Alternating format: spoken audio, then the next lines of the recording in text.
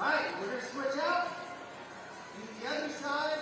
Go ahead and use your buddy next to you if you're falling, kind of like I am. Just trying to get things stretched out and we're ready to go.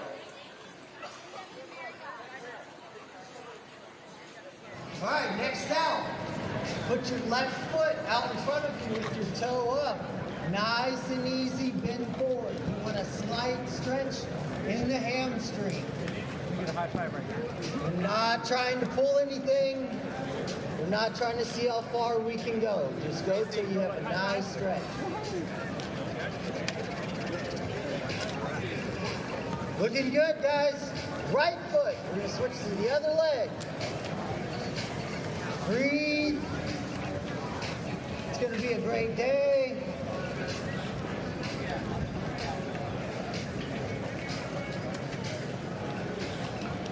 All right, guys, I'm going to pass it off to Lieutenant Colonel Sam Wood. She's going to put you through a little bit more active here. You is smart, you is kind, you is important. Okay, so we're going to take a big inhale. We're going to reach up. Big, big inhale through your lungs. And then as you exhale, lean to your right side. Nice. Inhale, back to the center. Big stretch to your left side. One more time each. Inhale, center. Reach to the right. And then inhale, center. And reach to the left. Good. Okay, we got some classic hip circles. This is Austin, Texas. I know everyone can swing their hips, working clockwise and counterclockwise. Good. We'll get in there. Okay, let's bring our knees together. We're going to do the same thing. Small circles, warm up the knees, clockwise, counterclockwise. Okay? Everybody is looking awesome. Now, you're going to point your right toe to the ground and you're going to do slow circles on that ankle. Warm up the ankles. Clockwise, counterclockwise. Good. And then on the left side, point the left toe. Clockwise and counterclockwise. Everyone should be feeling really good right about now. I'm going to hand this over to Lieutenant Colonel Robert Killian. All right, good morning, Austin. Let's go. Let's get pumped up. We're about to kick it off here. Appreciate you guys showing up this morning. We got the Army National Guard. We appreciate all the support out here you guys give to us for all of our hurricane response, all of our domestic operations we support. So let's kick it off. We're going to do a little bit of a calf and Achilles stretch. Go ahead and take a step forward. Leave your left foot back and kind of bend your knee down. Stretch out those calves. Open them up a little bit. We're going to try to hold all your stretches for about 10 to 15 seconds. Try to dip down a little bit deeper as you start to get into that stretch. And we'll count it down. 5, 4, 3, 2, 1. Let's switch it up. Right leg back. Again, kind of dip your knee down so you feel that tightening up in your calf. And 5, 4, 3, 2, 1. All right, we're going to do one more quick dynamic movement, and then I'm going to hand it off. We don't have a ton of time here. So we're just going to, again, jog in place. Do some hops, some bounces, kind of get moving. Take it out. Some high knees.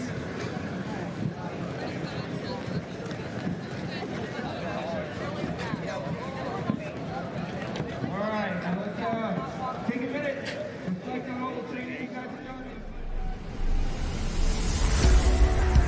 Good morning from here at the FloTrack World Headquarters for the 2025 Ascension Seton Austin Marathon. I'm joined alongside legendary commentator and broadcaster Tony Revis, who has obviously filled everyone's homes with marathon commentary and road race commentary over the last 40, 50 years of his career. Tony, it is great to see you again. We've worked this event for 8 years, and you know we have an awesome fields on both the men's and the women's side with really, really fantastic increase in participation, really great weather. We have an awesome morning ahead of us. Yeah, Jack Murray's done a great job. They've got 23,000 plus in the field. That's 4,000 from last year.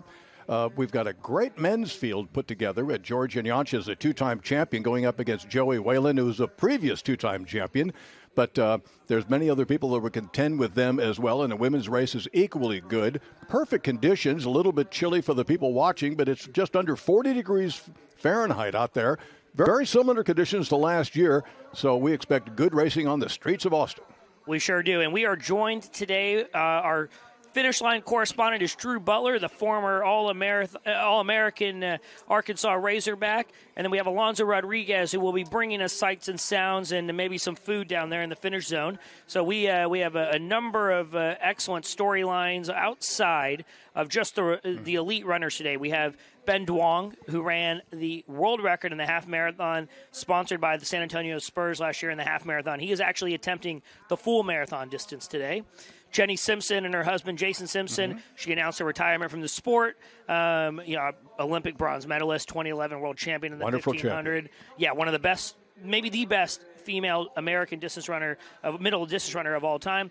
She's going to run the half with her husband today. And, on top of that, we have James Valdez. Jimbo just raised $53,000 for the Neuro unit at Ascension Seton. So we have really, really great storylines. We're going to catch up with a bunch of people. We're going to see everybody in the city of Austin out here today. And, it is over 23,000 people running. Yeah, exactly. The 33rd running of the Ascension Seton Austin Marathon and Half Marathon and 5K. And there's record numbers sold out in the 5,000, sold out at the Half Marathon, and record numbers in the marathon as well. So just like the city that hosts it, the marathon and half marathon is on the rise as well here in Austin. Yep, and if you really look at what this race has done since High Five kind of took over in terms of not just the number of participants in the race, we're seeing a running boom across Austin that you're seeing across the entire country. It's interesting because the millennial generation did not take up what the baby boomers started. Well, just like me, I'm a baby boomer. We didn't dance to big band music of our parents either. But now Gen Z, who's following the millennials, they have re-embraced running in many ways from the social interaction element of it. Not because it's healthy for you, not because they want to go run fast. It's because they've grown up with these social apps, and there's virtual friendships, and what they need is that personal contact, and running gives you that. So all these new running clubs springing up all over the country, all over the world, and the numbers in road races have reflected that this new mini boom. Absolutely, and we've seen a lot of, even brands really dive in and help a lot of these groups kind of really get big, right? Under Armour with Raw running. We see Endorphins running. We see 100 running clubs in Austin. They all have 200 people showing up every week.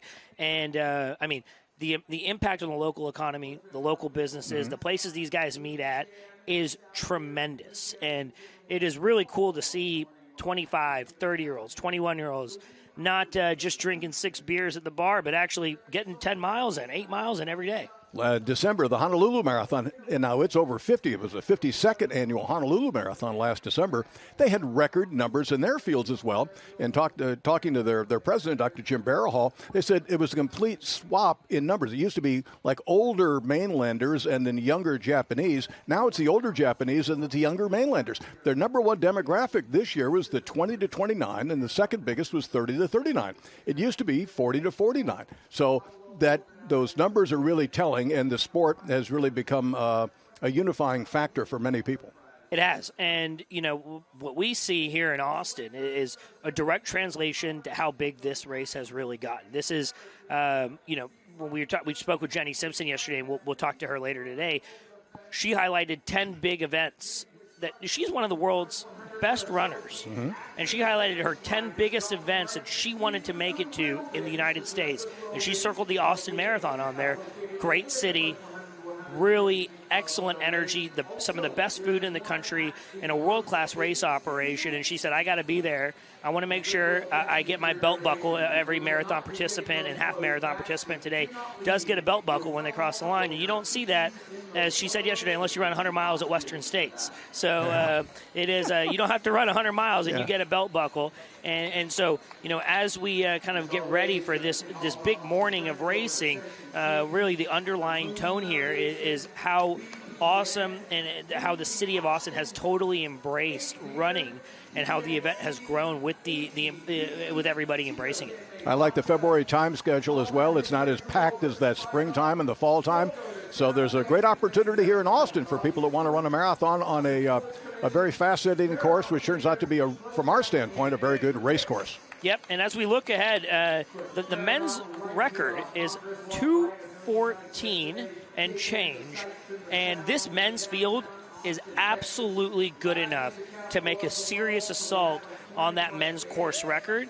And I think you're going to see 4 or 5 guys at 22, 21 miles all in the hunt. Well, we saw it 2 years ago with Joey Whalen and George Yanyancha.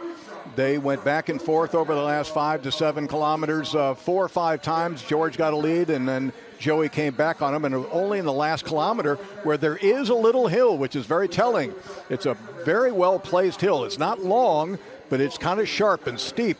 So if you only got momentum going for you, that's a place where somebody, if they can still shift gears, that's a place to make a move. So I was saying earlier, that's really what makes this an interesting race course. There are places where you can make moves, and people have to be able to do more than just run at pace. Absolutely. And our coverage today is really going to focus on the full fields, the men's full field and the women's full field.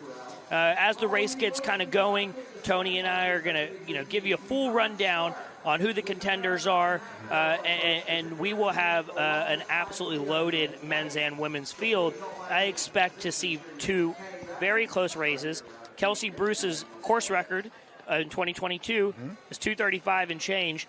There's a great chance that also falls today. Yeah, Janet Rono is one of the women's favorites. Look for her. She's wearing bib number 88. But there's 4 women that we've sort of picked out, and we will identify them as the race gets underway. So we're just not too many minutes away from the starting pistol for the 33rd running of the Ascension Seton Austin Marathon and Half Marathon. Yep, and we'll check back in as this race gets underway. We are looking forward to covering the 2025 Ascension Seton Austin Marathon.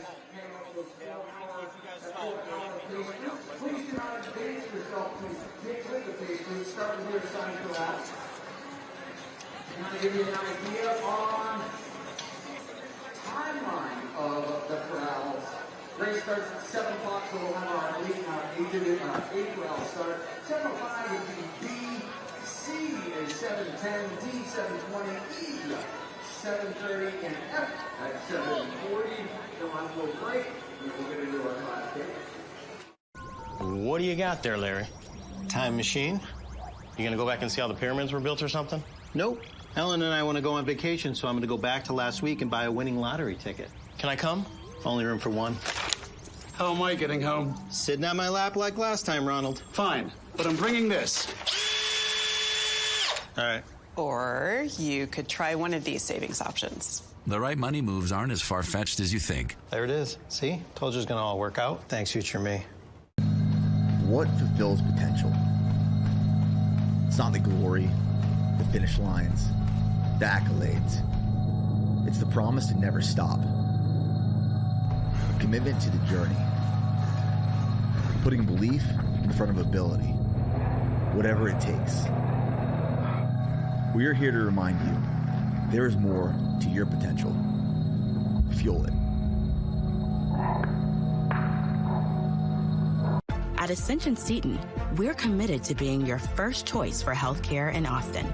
We deliver advanced neurosurgical and spine care and are the only heart transplant program in the region. Women choose us for comprehensive care, and parents in Central Texas trust Dell Children's for the most pediatric specialty care. And we also excel in the things that can't be measured. Listening more closely, caring more compassionately.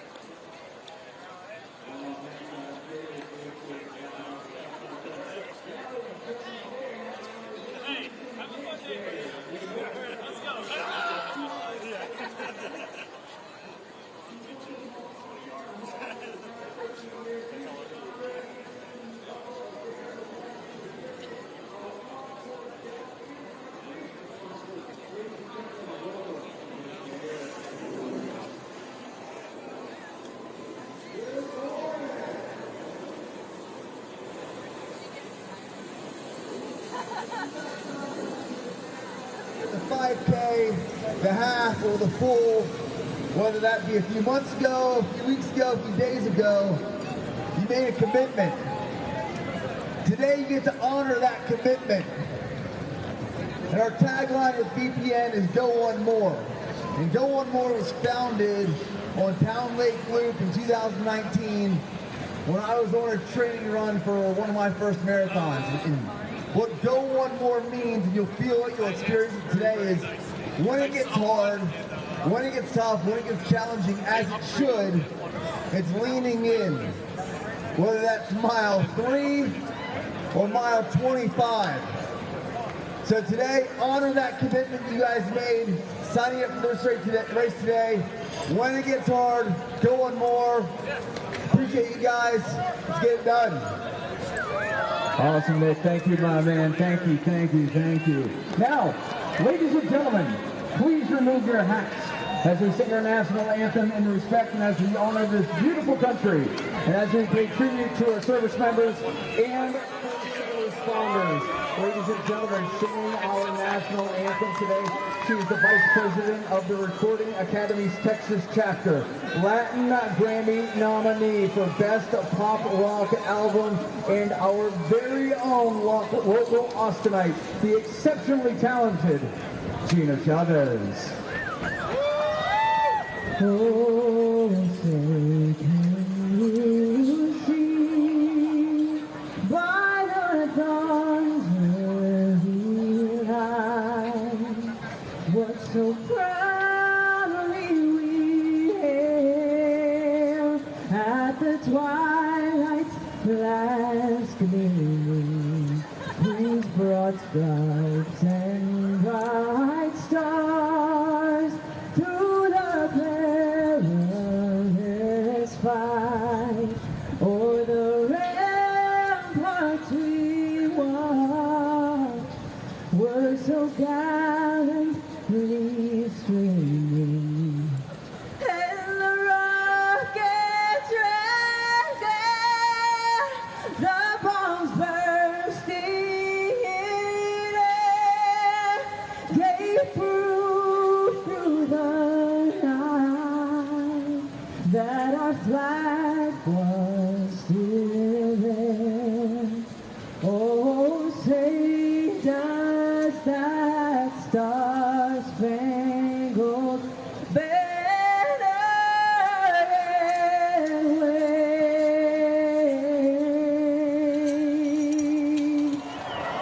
o'er the land of the free and the home of the When you want to come right, you get the best, ladies and gentlemen. Thank you, Gina. That is awesome. Now, welcome to the stage, ladies and gentlemen. She is a 5-time Olympic medalist, including not 1, not 2, but 3 golds in Paris. Austin's own Gabby Thomas.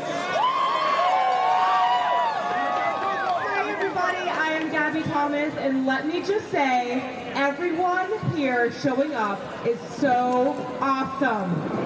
Whether this is your first marathon or your 10th, you have put in the work to be here. Every tough training session, every early morning has led you here, and now it's time to trust your training. And before you start, remember that when things get tough, remember why you started. Push through, dig deep, embrace every single step of this journey. And let's get it. Today you are unstoppable. Let's go, Austin! Thank you, Gabby. Thank you, thank you, thank you. Ladies and gentlemen, we are 1 minute away from kicking off the 2025 Ascension Seton Austin Marathon and Half Marathon. 5Kers, stay back as you start at 8:15. Now, one of the cool things we have about this race, no question, we don't have a horn or a starting pistol or anything like that. We have a gigantic gong to get you started, and banging the gong this morning is going to be Gabby Thomas. That's right, Gabby's going to be getting it going. I'm looking at Jen, she gave me the okay. Chucky gave me the okay. Now I'm giving you the okay, ladies and gentlemen. Austin, Texas, I have one very important question to ask 23,000 of you. Let me know, are you ready? We want you to have fun, we want you to be safe, and thank a volunteer along the way. Runners, to your mark! And now, ladies and gentlemen, the 2025 Ascension Seton Austin Marathon Half Marathon. What a start. What an electric start. It is awesome having four-time gold medalist Gabby Thomas kick us off here at the 2025 Ascension Seton Austin Marathon. She gets it. She does. For, it is those that have been at the highest levels of the sport, especially some of the world's best, they are uniquely qualified to really understand how hard it is to even run a half, to run a full, to do your best. Right.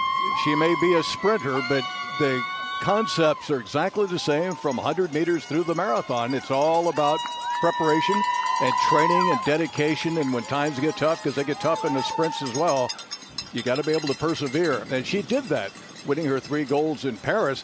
She came out of a disappointment in the previous Olympics to redeem herself in Paris completely. So that was a wonderful pre-race speech to the audience, to the crowd. Absolutely. And as these runners start their journey, they're going to go up Congress Avenue. It is a beautiful shot that we have here. We have George Onyacha right there, Mitch Ammons, who is a fantastic story of recovery. He's one of the best runners in Austin. He's probably the hottest hand right now in the city. Multiple-time Olympic trials marathon qualifier. Look at our lead vehicle camera. That's quite an impressive rig. It is a Porsche. It is very, very nice. I got to see these guys drive that firsthand. And we have Michael Morris right up there, right to the lead. Good. Morris, identify numbers and colors. That gives people an idea who we're talking about. And Michael there is number 12. Number 12. He's in the white shirt, the pink headband. He has had 2 heartbreaks in 2016. Tried to qualify for the trials. The standard was 2:19. He ran 2:19.05. In 2020, the standard was 2:18. He ran 2:18.25.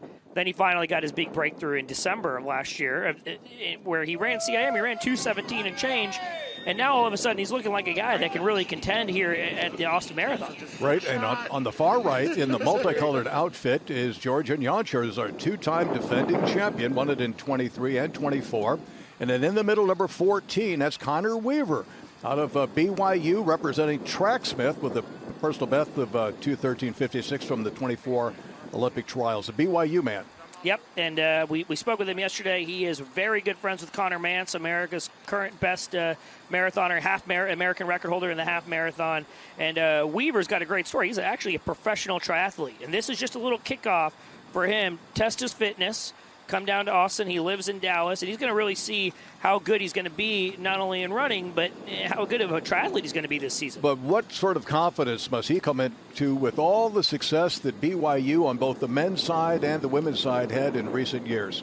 I mean, DJ Taylor on the women's side and our friend Ed Eyestone on the men's side have just elevated what was already a great program to even higher heights. Absolutely. And what confidence do you have if you're Connor Weaver showing up as a professional triathlete and saying, I can hang with the best marathoners? I do 3 sports, 3 disciplines, and I can hang with anybody just in the running side. It's interesting, isn't it? Because we had the half marathoners and the marathoners mixed together for the first part of this race before the half marathoners split off. And yet we would expect to see the half marathoners in front, and yet that's not the case. The quality of the marathon field is such that even the best half marathoners here are not at their level.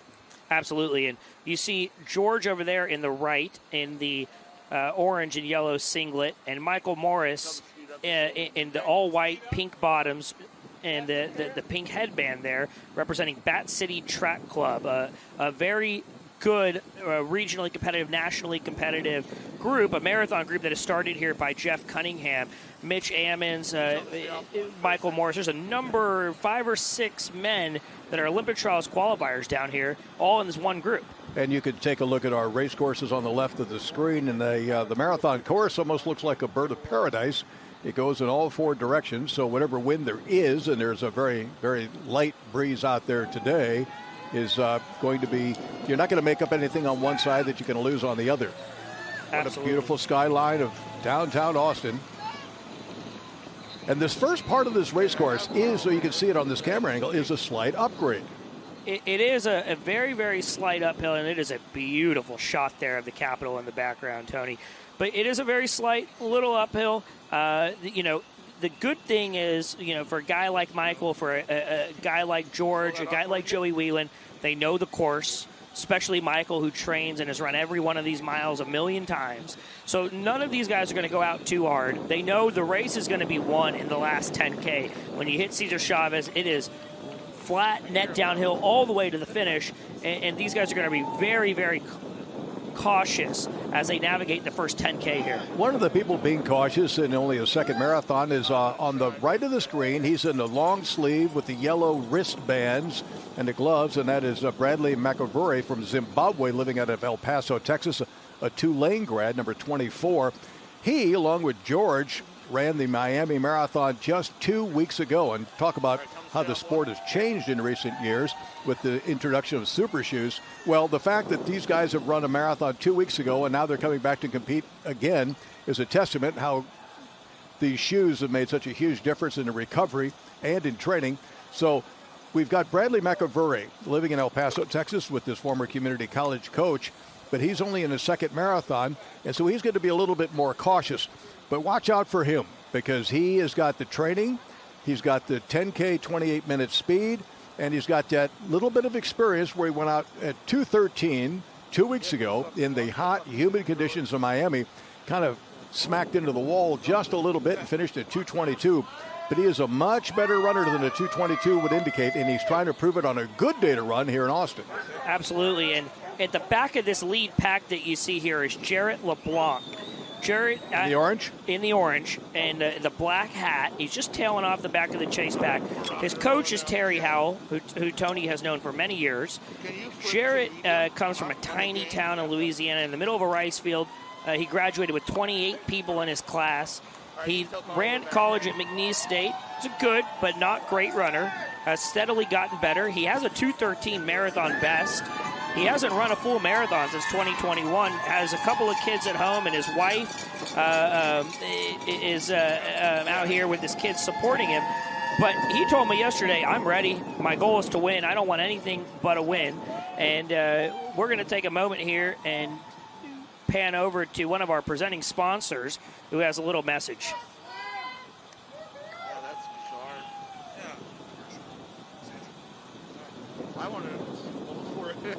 This is Alonso Rodriguez, and I'm here with Jarrett LeBlanc.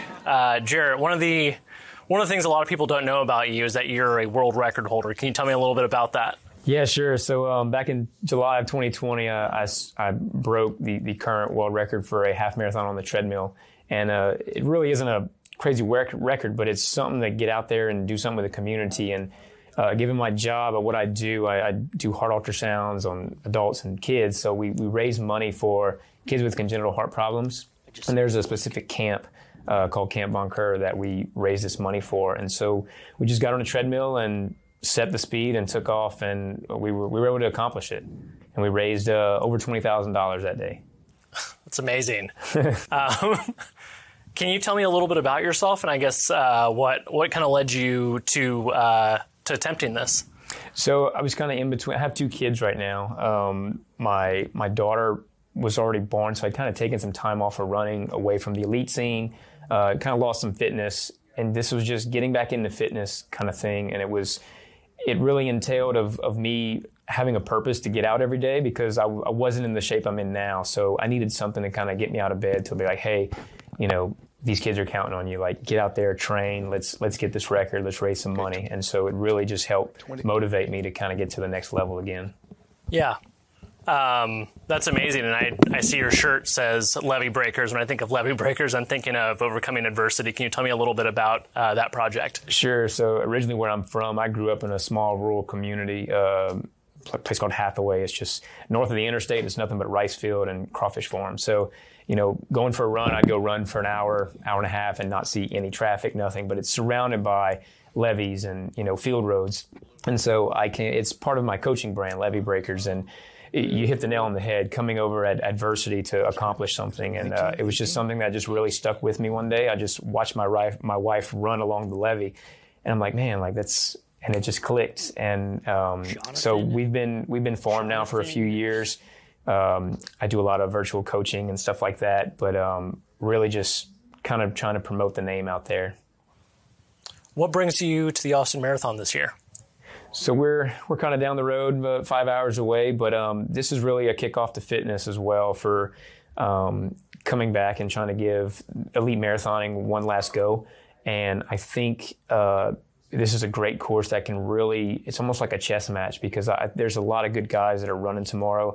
And I think if you're very smart and you play your cards right, that you can end up on top. And we just want to see where the fitness is. We know it's great, but we can test it with hills and other competitions. So, what's your goal for tomorrow?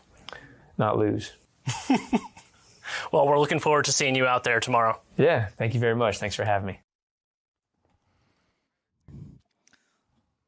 10:35 was the split at 2 miles, and so they're finding their rhythm, and it is lead pack 1, 2, 3, 4, 5, 6, 7, 8, 9. And it looks like almost all marathon runners. Well, one half marathoner on the far left. We're going to send it down to Alonzo Rodriguez and Drew Butler, who are two sideline correspondents today. They're going to let us know what's going on down there, what to expect for the next 3 hours of this race. Drew, Alonzo? Oh, man, my fucking legs are cold. Oh. Ladies and gentlemen, welcome to the 2025 Austin Marathon. The energy's banging here. It is absolutely electric down here. We are cold, like properly cold, but the race action is just starting to heat up. We'll get there eventually. 23,000 folks are coming behind us, and it's kind of infectious. Yeah, 23,000 folks, 23,000 potential PRs, 23,000 people that overcame adversity to get to the line. Those are the stories I'm excited about, but I know we have some big storylines as well. Yeah, we got a bunch of great athletes out here today. All these guys are going to see live musicians. They're going to see parties out there. This is the Austin Marathon. It's a pretty good place to be in early February. Yeah, the energy's big. We still got a ton of runners coming through. Yeah, they're going to be coming through for a little bit. We'll have different stuff coming to you all day. I heard you've got some special stuff in these finish zones for us. Yeah, VIP is going to be big. 8 beers here. The San Antonio Spurs are here. BPN. It's going to be fun, y'all. If you can't get excited, I don't know what to tell you. Let's go. Well, you want to be excited down there just to keep warm, because 38 degrees Fahrenheit at the start of this race, so it's chilly, but excellent for the runners. They can put all their energy into this ambient air and not any of it come back on them. Absolutely. It is almost perfect weather down there today. At around 5K or so, we will give you an update with the live leaderboard and what's going on. You'll also start to see our lead women sometime around 5K. These runners are still progressing up South Congress Avenue. They're going to take a right here in about a quarter mile. And when they do, they're going to head straight down South First, make their way back into the heart of town. Put it over my leg.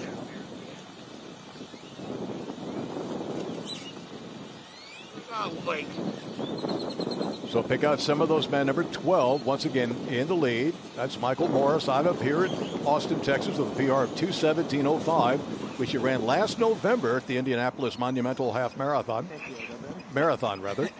And he has been more than happy to do the leading from early on. 23, George Onyancha, a two-time defending champion, right? It tucked in very nicely in the pack.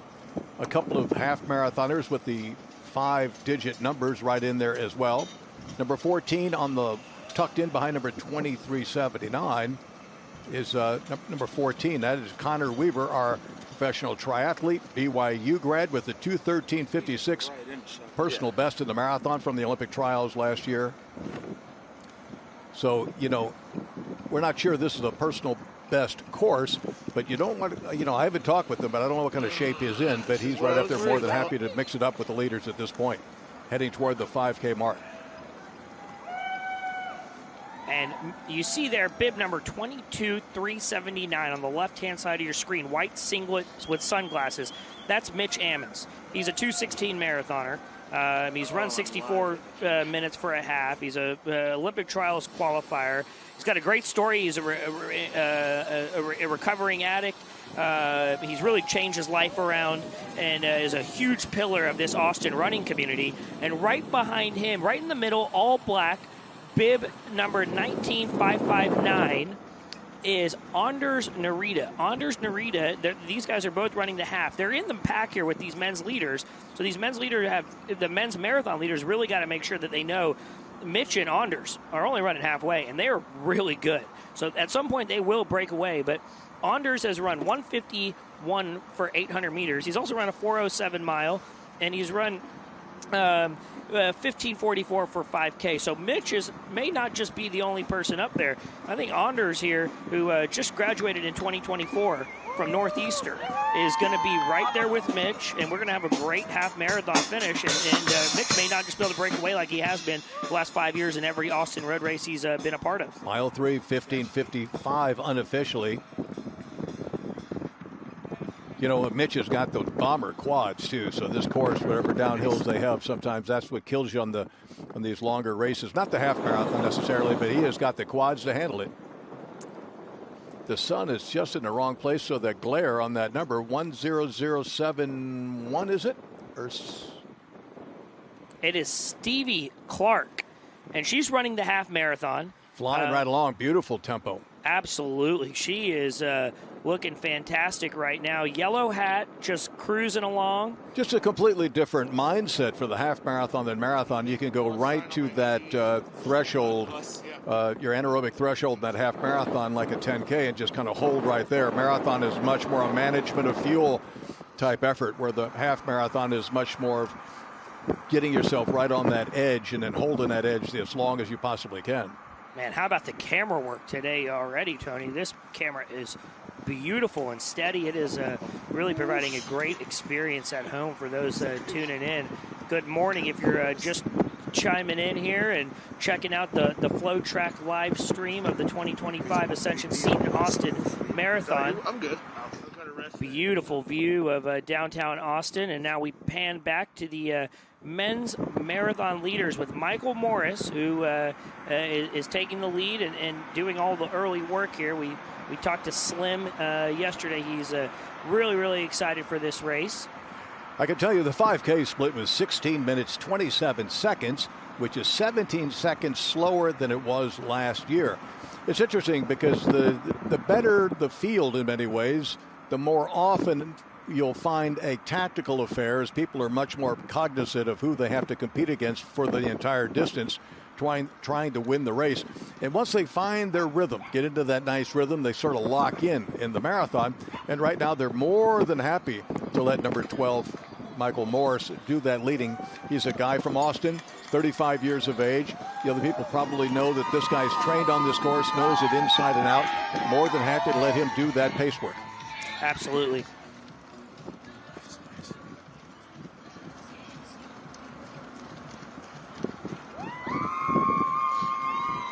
We'll be back in just a moment with a message from two of our sponsors here at the 2025 Austin Marathon.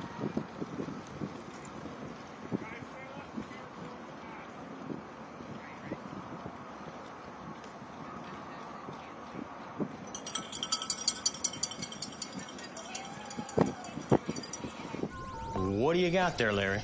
Time machine? You gonna go back and see how the pyramids were built or something? Nope. Ellen and I want to go on vacation, so I'm going to go back to last week and buy a winning lottery ticket. Can I come? Only room for one. How am I getting home? Sitting on my lap like last time, Ronald. Fine, but I'm bringing this. All right. Or you could try one of these savings options. The right money moves aren't as far-fetched as you think. There it is. See? Told you it was going to all work out. Thanks, future me. At Ascension Seton, we're committed to being your first choice for healthcare in Austin. We deliver advanced neurosurgical and spine care and are the only heart transplant program in the region. Women choose us for comprehensive care, and parents in Central Texas trust Dell Children's for the most pediatric specialty care. And we also excel in the things that can't be measured. Listening more closely, caring more compassionately. Welcome back to the 2025 Ascension Seton Austin Marathon coverage of an absolutely beautiful view of this lead pack. At 5K, our leaders are Michael Morris, Connor Weaver, Bradley Makaviri, Jarrett LeBlanc, and George Onyacha. And Abraham Talum, Joey Whelan, and Sean Handel. So what you saw there, the top 6 all hit 5K in 16:27. 16:27 for 5K is 5:18 pace, and that's 2:18:49 marathon pace. They are going straight downhill. I expect to see a very fast second 5K here for almost all these guys, and now the marathoners are getting very smart, and they're going to let Anders Narita and Mitch Ammons really take the brunt of this work. They're only going halfway, and then they will peel off at around mile 11 and a half to finish their own half marathon. But this is a very smart move and savvy move by a bunch of veteran marathoners. As we look at our top female half marathoner, Stevie Clark. Do we know her whereabouts? Stevie is from San Antonio. She has been a very good runner for a very long time in San Antonio. She used to manage a running store called You Run With Me back in New Braunfels or in San Antonio. She lives in New Braunfels right now, though. She's run 1:14 at the Austin International Half back in January, which is another High Five production, formerly the 3M Marathon, now the Austin International Half. And she's also run 2:39 for a full marathoner. So she just out for a full marathon. She's just out here running the half all by herself. She's got a huge lead, and in a few minutes we will pan and find our women's marathoners. Well, I can tell you on our tracker that the lead woman at the 5K mark is Janet Rono from Kenya at 18 minutes and 58 seconds, 6:07 per mile pace, and she already has established a lead of about 50 seconds over Allison Wells, bib number 86. And Allison Wells is from Kerrville, Texas, with a PR of 2:48. So Janet Rono looked like the favorite coming in, and she's already expressing that on the race course today with a early 50-second lead at the 5K mark. But the men, completely different story. A well-established lead pack, 2 half marathoners in there amongst nothing but a group of marathon runners. And they will be going together until about the 11-mile mark when the 2 half marathoners will peel off, leaving just our full marathon field together. But all the favorites are in it. Nobody's out of it. No, and this is the same sort of format that they had years ago at the Country Music Marathon in Nashville, Tennessee, where the half marathon and the marathon started together and went till about 11 miles, 9, 10, 11 miles. And there was one year where there were a couple of Russian athletes out front, but the marathoners didn't really know who they were or whether or not they didn't know if they're going the half marathon or marathon. And I said, what they ought to do is double number the half marathoners. I mean, you don't have to put a number, but just put a bib on the back of their jersey. If you're wearing a bib on the back of your singlet, all right, you're going the half marathon. So people can identify who's who. Because the last thing you want is somebody taking a lead and you say, well, wait a minute, am I racing that person or not? And you can already see this race course slowly just undulating up and down. And it makes a difference. Who can shift gears? Early on, it's not a problem, but later in the race, you get settled into a pace, and sometimes it's difficult to try to change gears and try to elevate your tempo. And I will tell you almost certainly, at least these men's leaders, Mitch is one of the nicest guys of all time. Mitch, he's wearing the Adidas white top. I don't know if it looks like the Adidas. Maybe it's not Adidas, but he's the guy in the gray, bike shorts in the front with the sunglasses, and he and the guy in the In the black shirt. In the black shirt. Those are the 2 half marathoners. And running right next to them is Connor Weaver, number 14, who is a marathon runner. So the low numbers are all marathon runners. The high numbers are half marathoners. Yep. And I have no doubt that Mitch has told the guys in the lead in the other marathon, hey, I'm only going half the distance. You know, I will pull and help this race get honest. And, Mitch is going to run 66, 65, 67 minutes. So these guys are going to take an attack on this 2:14 and change course record. Well, they started off relatively conservative. We'll see how it plays out. Not all of them think they can finish fast, and I don't know how much they study the field. I mean, it would seem to me it would be in your best interest to study your competition. And when they took a look around at Bradley McAvoy at 26 years of age out of Zimbabwe and El Paso, Texas, Tulane grad, they're going to see he's a 28-29, in a 1340s 5 and 10,000 meter runner. Yep. So he has got youthful legs with only one marathon in him from 2 weeks ago. So that may have some impact, but he's the one with the most natural speed of these marathon runners. And he's got the most youth in his legs. And he's got strong legs, too. He's the second. He's in the white top, second guy from the left. And you can see that he's solidly built. And he's got strong, powerful legs. And you see on the hilly courses, it's either the little, I call them the water bugs, the little guys who can flit over the top of the water, or the guys with the big quadricep muscles that can handle the pounding. Those are the people that do well on hilly courses. And you can see here as they come down South 1st Street, just to your right is Sugar Mama's Bake Shop. My favorite cupcakes in town. If I was running this course right now, I'd probably take a stop and get myself one.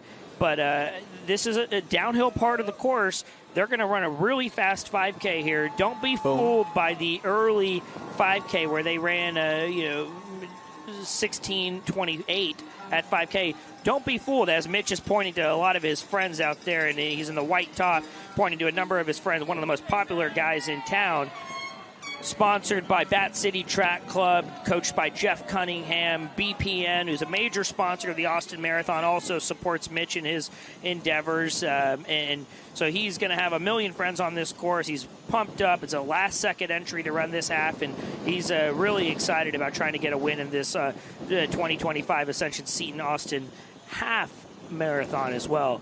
26-22 was the split at 5 miles. Last year it was 25-39. But last year we basically had a two-man race, and this year we have got 1, 2, 3, 4, 5, 6, 7 marathoners together, along with 2 half marathoners.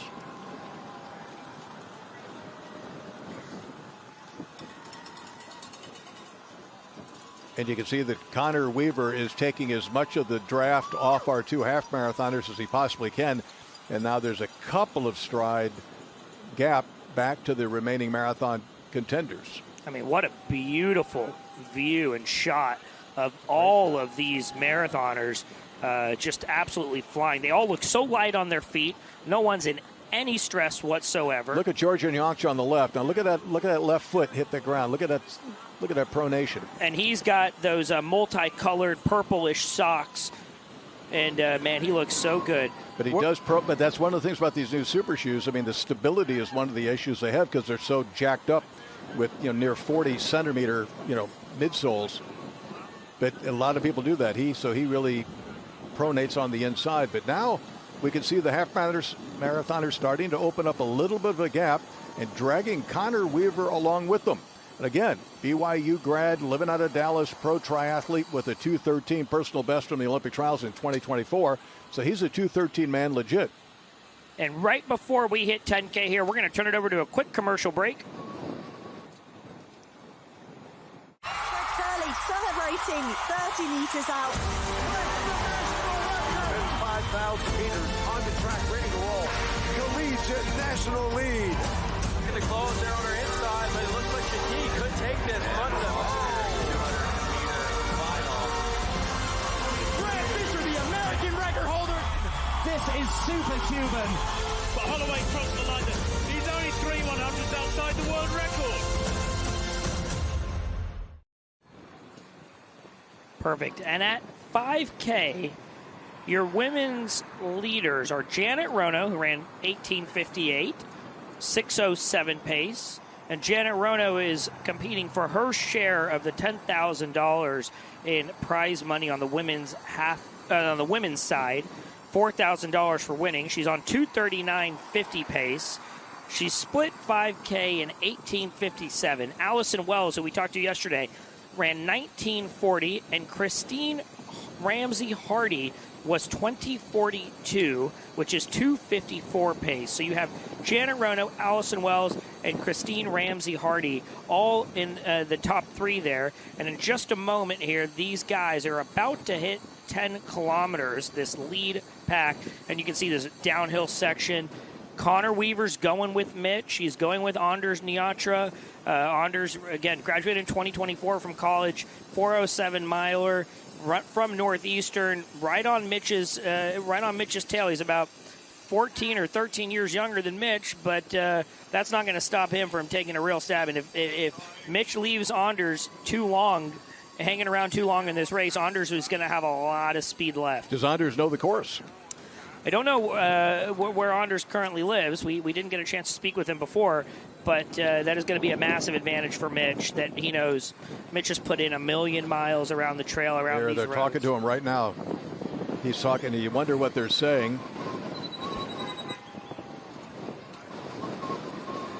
Here's a look at our elite runners, and they're just heading toward the 6 mile mark now.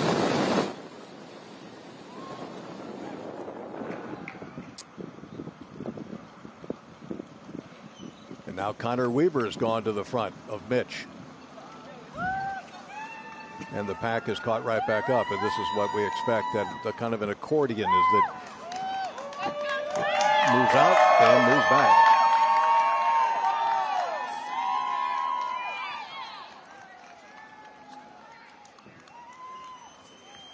Number 11, Jarrett LeBlanc, Evangeline, Louisiana. He's just off the back, out of screenshot right now. Many, many storylines in these races, including the guy on the right in front of the pack. Nice job pacing along, taking his own photos. George Onyancha in the teal shorts and the orange and the white and the yellow. He's our two-time defending champion. But again, he came the last 2 years he's won this race. He's come in from winning the Miami Marathon. 2 weeks later, he comes and wins Austin. This year, he dropped out around 18 miles of the Miami Marathon. And I spoke to his coach, or his manager, Sylvester Macumba from Transworld International out of Grand Prairie, Texas, who's in Kenya right now. And I was saying, Sylvester, what happened to George in Miami? And he said, well, he drank some. They didn't have elite aid stations, per se, aid stations for elite athletes. So he picked up one of the not non-water, but like the other fuel that they had. Yep. And he wasn't used to it, and it upset his stomach, and he dropped out. But then I spoke to Bradley McAvoy, who got second in that race, and I said, George took some bad, drink, and it upset his stomach. He says, no, it was hot and humid, and we were on 2:13 pace through 18 miles. That's why he dropped out. Because when you're racing against somebody, As it turns out that Bradley got second place in that race in 2:22, and George dropped out. So he says one thing, and his competition says another. We'll see how it plays out here on the streets of Austin. But those guys met each other just 2 weeks ago under completely different conditions on a flat course, under very hot, humid conditions. And this day in Austin, it's on a undulating course under perfect conditions. And George knows this race course inside and out. And Bradley's still trying to find his way around as Mitch is now waving to fans along the way, so he's comfortable. I mean, this pack looks so relaxed right now.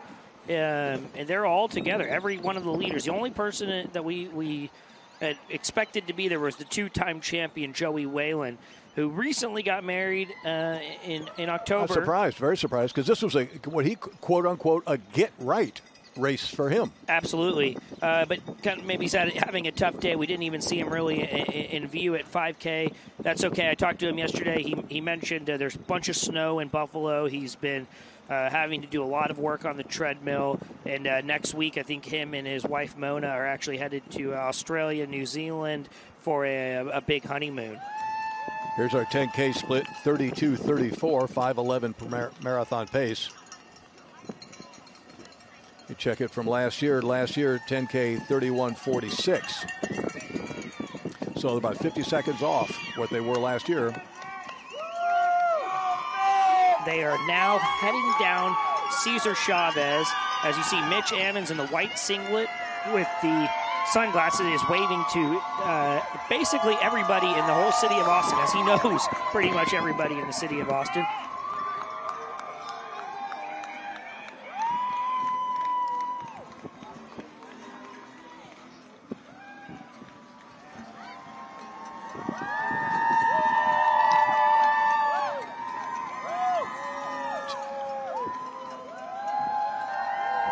They are on 2:17:45 pace. So they picked it up just slightly. They were on 2:19 pace at 5K. They are on 2:17:45 pace at 10K.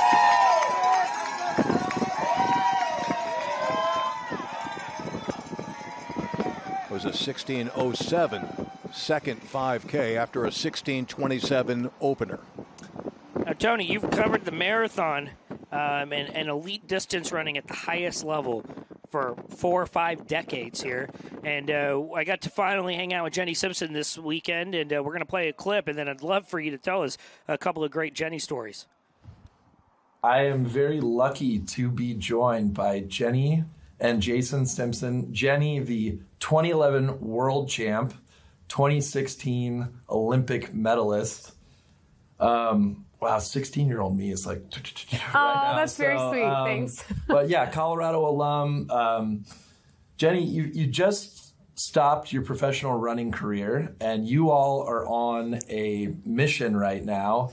Tell us a little bit about that mission, and then we'll kind of weave our way to how it got you here in Austin. Yeah, so I ran on my first USA team in 2004. I was 17 years old, and I spent 20 years after that representing the United States.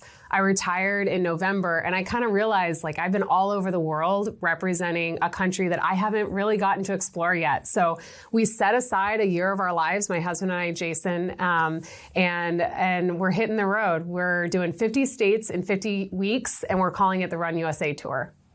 That's awesome. So how are you guys touring? Are you in like a big tour bus like your Rascal Flatts or something? Okay. How are you guys going about it? So this is the best part. All right, we thought if we're going to do this for an entire year, we have to be all in. So you tell them about how we're all in. So we're traveling in a camper van. It's a Winnebago Echo. It's a 23-foot van.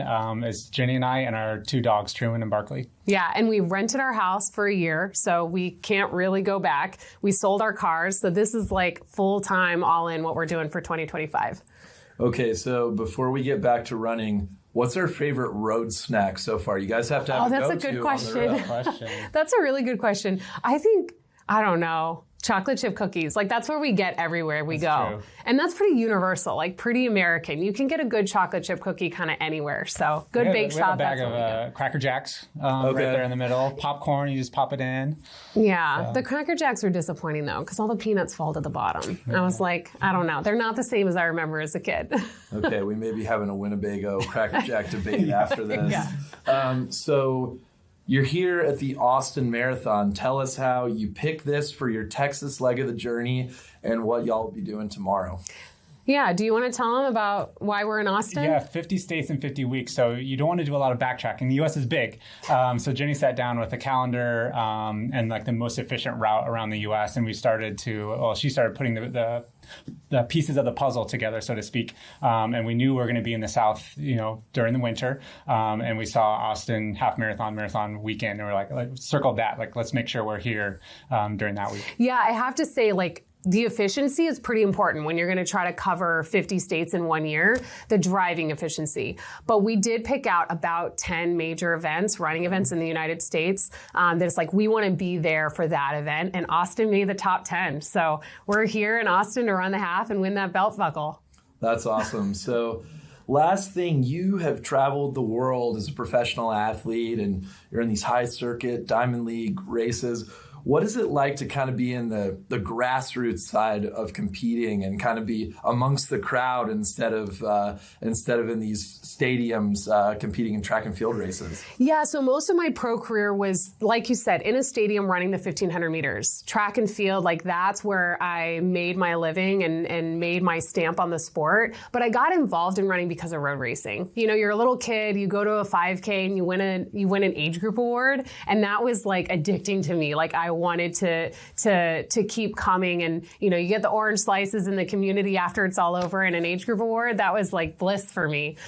So as I'm winding down my career, I did go back to road racing. I ran the marathon and half marathon the last 3 years of my career, and I thought I maybe made my name on the track, but what got me into the sport and is going to keep me in the sport really is like the community around road racing. And the run specialty stores, these are often like independently owned, small family businesses. Like that's the grassroots of what running is in America. And I just love it. So that's the bookend of my running experience, is the start, and hopefully many decades to come, kind of the last leg is being involved in the grassroots running community. So it's all come full circle 20 years later in a Winnebago. That's Jenny right. and Jason Simpson, thanks for being here at the Austin Marathon. Thanks for having us. Your college sports have a home on Flow College. Watch more than 12,000 college sporting events from 100 schools and 12 different conferences only on Flow College. Head to flowcollege.com today to see everything now. FLOCOLLEGE.com. Flowcollege.com. A little trouble spelling that out there. Right on the screen. Yeah, it was a great interview with Jason and Jenny. No, she still holds the collegiate record for 1,500 meters at 3:59.9, which she set in Eugene, Oregon back in 2009. So we knew she was a killer right from the beginning when she was Jenny Behringer, and she just kept going as a professional and really held the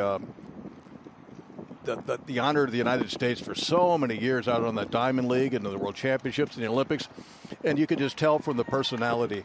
And I love how Jason is smart enough to realize his wife has got this tremendous efficiency about her, even in mapping out their 50 states throughout 2025. She's the one that's navigating this trip. You can tell you have to be such an efficient person as a professional athlete in having your training set up and your racing and all those schedules. You got to have that sort of mind, and she's got that in spades. And Jason locked right into that and said, okay, honey, I'll do the driving, you do the navigating. I mean, little known fact, Jason is a 2:18 marathoner himself.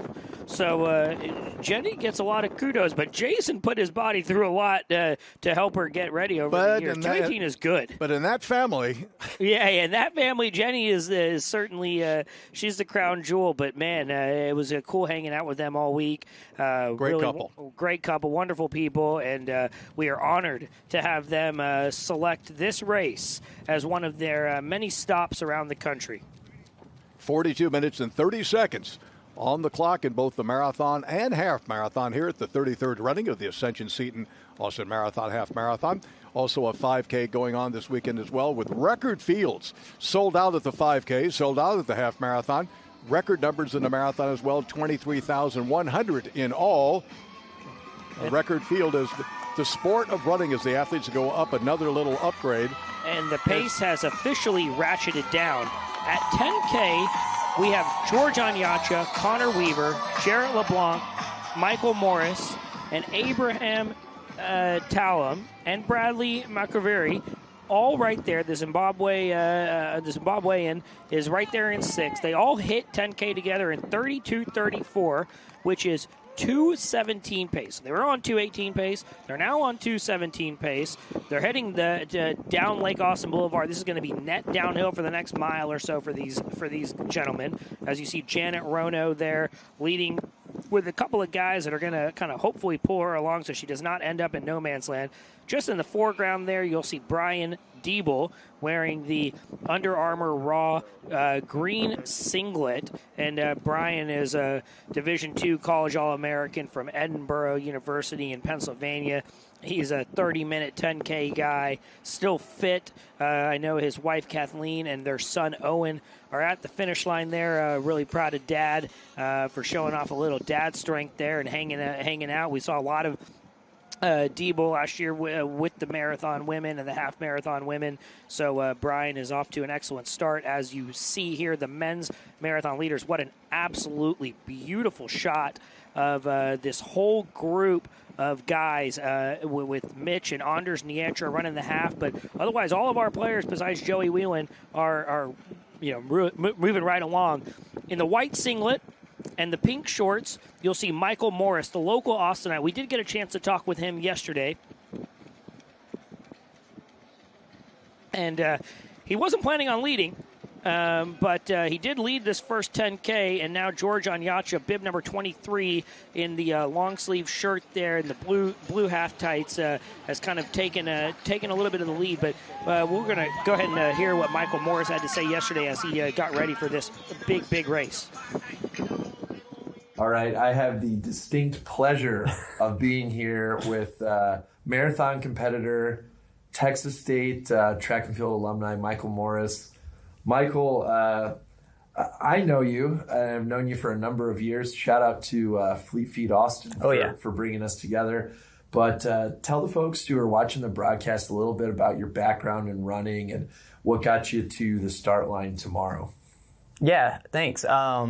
I don't know. Yeah, my background in running, I started because my brother and sister were high school runners. And so being the younger brother, I literally was taken to practice in the mornings with them to get, that's how I got to school. I'm not going to say I loved running to start, and I'm not going to say I was very good at it either, but I stuck with it, and I got lucky and had a really amazing coach, actually, who just stuck with me and brought me up. And, as I stayed in the sport, I got a little bit stronger, I got a little bit better, and I ended up at Texas State and ran at Texas State. And then I met you at Fleet Feet a few years later after Texas State, and that's how I got into the Austin running community. And it's actually led me to here today, is really being a part of this community. So we were talking before we went on camera here about just the amount of involvement you have in this community present day. Tell us a little bit about some of the runs you're involved in, some of the clubs that you're training with, and that community that helps, it takes a village to run a marathon. Tell us about the community that helped get you there. Yeah, I would be absolutely nothing without the community that's brought me up. And that goes all the way back to my family, to my friends, my teammates, to the Austin community now. We started at Fleet Feet. That was kind of the first group I joined, and then raw running for a while there. I was doing that. Now I'm a pacer for the Morning Joes on Tuesday mornings, and then Wednesday nights my wife is a co-lead for Eastside Beer Runners. And then I also represent Back City Track Club, which is a semi-elite, semi-professional track club here out of Austin with some really, really top-notch runners that meet up every week to train and run together.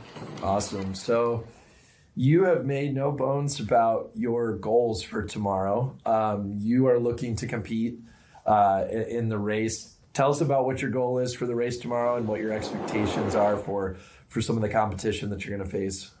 Yeah, I'm not going to hide behind it. I'm not going to lie. I want to win. Every time I step up to a starting line, my goal is to win a race. That's the whole point of racing to me. I don't say it because I feel like I'm overly confident or overly cocky about anything, but that's just how I am. The competition tomorrow is going to be really strong. I know there's 5 or 6 guys that are really good runners. I'm not going to run away with this and win it easy. I'm going to have to earn it, and it's going to be a battle for 26 miles all the way to the finish line. Tomorrow the goal is to go out there with the lead group, show that, us here in Austin, we have the talent and the runners here to really take it to the best in Texas and the country, even against, some of the Kenyans and East Africans that are coming in. And really I want to represent Austin in this community as best I can. Well, I will be cheering you on, looking for you at the finish line tomorrow, and I hope we're able to toast a great performance, 100%, and then hopefully a win. Yeah, I'll be looking for you.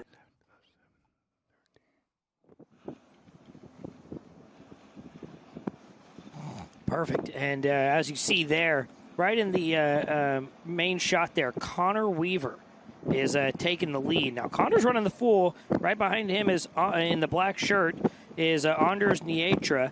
But Connor Weaver in the Tracksmith singlet, former BYU runner, professional triathlete, and he says, okay, you know what? I want to run 2:14. I want to run 2:13. And he is absolutely ready to go. As you see there, the BPN energy zones, they are littered throughout this course as Abraham Talum just took a gel there.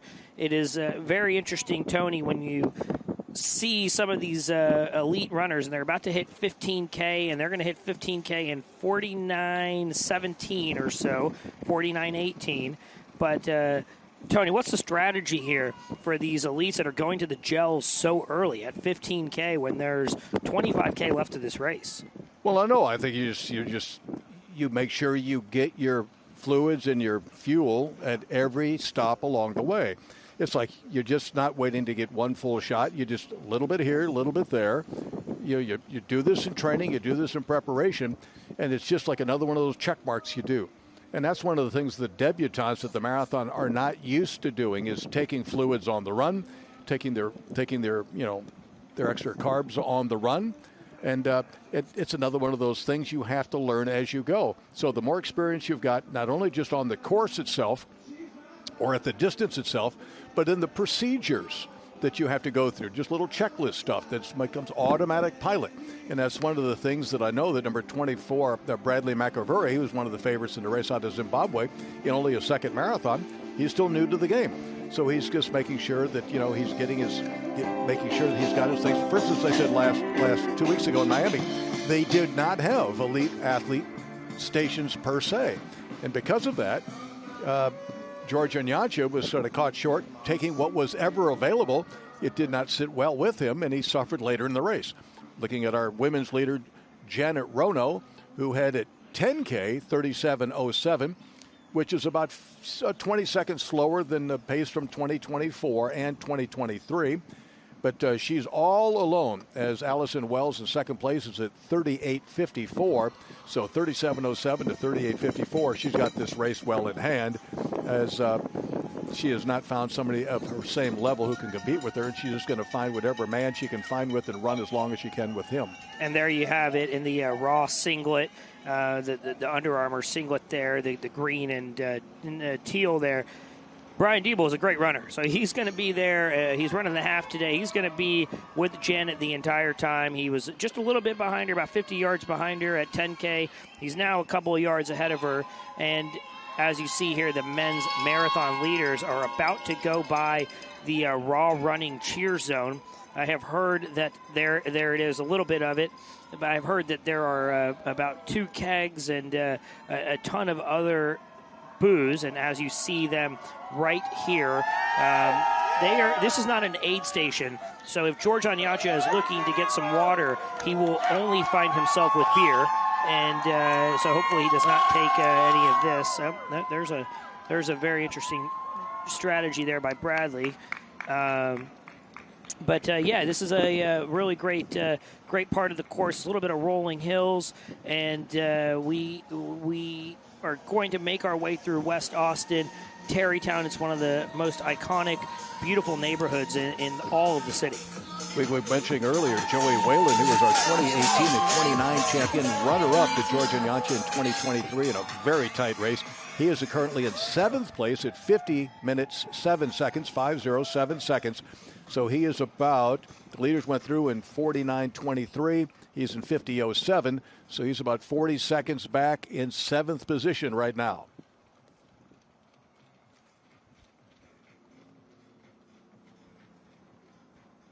And as we see there, a beautiful shot of Janet Rono just cruising down Lake Austin Boulevard. She is going to make her way, follow this lead bike and try to run this course as tight as she can, not running any extra distance. Allison Wells is about a minute and a half behind her. But to Tony's point earlier, Janet is merely going to try to find the nearest guy that she can and latch on for the entirety of this course. This course record on the women's side, 2:35 and change by Kelsey Bruce, is Actually, she had 2:36 pace right now. She had 2:36 pace. So this is if she gets cooking here in the last 10K, there's a chance. If she can find sort of let's say a ladder of men to climb, someone to chase, catch him, find the next one, chase, catch, that's a huge advantage psychologically, rather than just running in no man's land by yourself with nothing but open air in front of you. So if she can find people to chase and run with, she's on pace right now to challenge the course record, knowing that she doesn't know she has as big a lead as she does, but she has almost a minute and 40-second lead here at the 10-kilometer mark. So she's got the race well in hand, and she could almost risk taking some chances out there going for that course record. In our 8 years of covering this race, Tony, we have never seen this many men almost at 20K together. And I am expecting a absolutely electric finish, because every one of these guys has the wheels to run 2:14, 2:13. They're all together, and they're being helped out right now by Mitch Ammons on the left in the white Bat City Track Club Nike singlet with the black hat and the sunglasses. He's only running the half, and he's going to really start moving and ratcheting this pace up. I expect to see him finish in that 67, 66-minute range, and as a result, all of these guys are going to be on course record pace at halfway. That downhill, once again, as Mitch has now broken his half marathon challenger, who we see at the back of this pack drifting off a little bit on this another downhill stretch. Yeah, Anders Niatra is he's a 4:07 miler, but he's only a 30 or so 10K runner, and I think this is where Mitch is really going to start pressing Anders, and maybe the last we see of him on the screen, because Mitch is just really he's the class of this half marathon field by a lot. Yeah, and he could almost run this course with his eyes closed. He's known it so well and done so well. Absolutely. See a beautiful shot there of the Colorado River and Town Lake, and on the left-hand side you'll see Auditorium Shores and the trail. We have a 10-mile Ladybird Lake, a 10-mile crushed granite trail that goes all the way around town. It is the most beautiful trail you'll see in the country. The Trail Conservancy does an unbelievable job of keeping that thing going. 5 million visitors a year on that trail. It's right there. If you're staying in a downtown hotel, you just go right there, do your run. It's beautifully enough. One of the hardest things there is 15K for Janet Runo, 56:11 unofficially. So that's just about 19 minutes and 4 seconds. And as you can see, just on the men's side, opening 5K, 16:27. Second 5K, little downhill, 16:07. The third 5K, 16:48. So it's an undulating course. And it's like the effort is pretty much exactly the same. It's just the undulations which create the difference from a 16:07 to from a 16:27, 16:07, 16:48. It can be confusing if you just look at the numbers themselves. And you see here Connor Weaver. They're just about a step or two ahead. Michael Morris in the white singlet with the Nike check on his back just took a water. Jarrett LeBlanc, same style singlet, just in orange, representing levee breakers in this whole state of Louisiana, also just took a water. And in just a moment here, we are going to play a little interview we did with Connor Weaver yesterday, the former BYU runner, now professional triathlete. It's like everything's freezing up on my fucking. Alonso Rodriguez here with Connor Weaver, one of the favorites for tomorrow's Austin Marathon. Connor, can you tell me a little bit about yourself? Yeah, absolutely. So Connor Weaver, I'm originally from Colorado, ran at BYU for cross country and track, moved out to Dallas because I got a good job out in Texas. I've been here for about 2.5 years and have just kept running and wanted to stay competitive. And the Austin Marathon's been on my my bucket list of marathons to do, and wanted to come down here and try and go for a win. Yeah, so I heard you're also a triathlete? I am, yeah. So after the U.S. Olympic trials last year, I kind of felt like I reached my pinnacle as a distance runner. I ran 13th there and was really competitive, got to beat Galen Rupp. And I was a triathlete way back in high school and said, hey, I'm going to jump back into this. So started it last year, had some good results in the Ironman Pro Series. And so now I'm just gearing up to hopefully compete at a higher level within the pro Ironman rankings this year. That's awesome.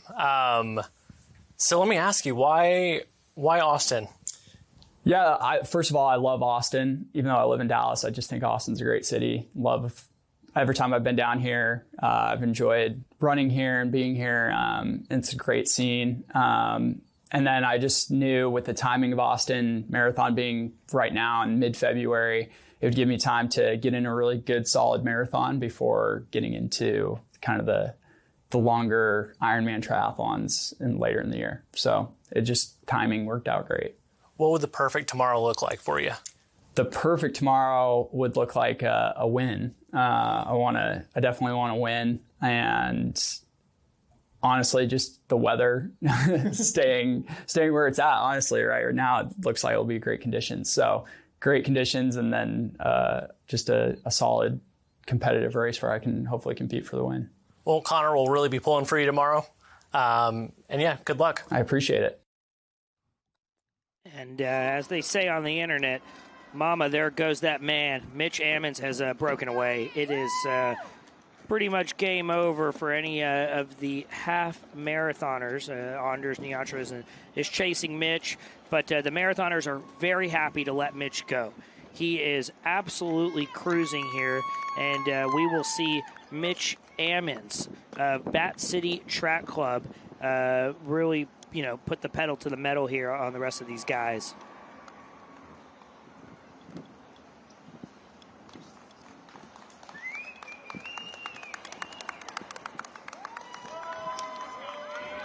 So Mitch Ammons is really pushing hard. A little bit of a grimace across his face as he's really pushing hard. He realizes he's only got about 5 minutes left of running, 5-6 minutes, so he can really push as hard as he wants, where the marathoners are just finding their stride, getting in their rhythm. The pack is very well formed. 6 men in that pack who were delighted to have Mitch do all this front running and leading for them through the first part of their race.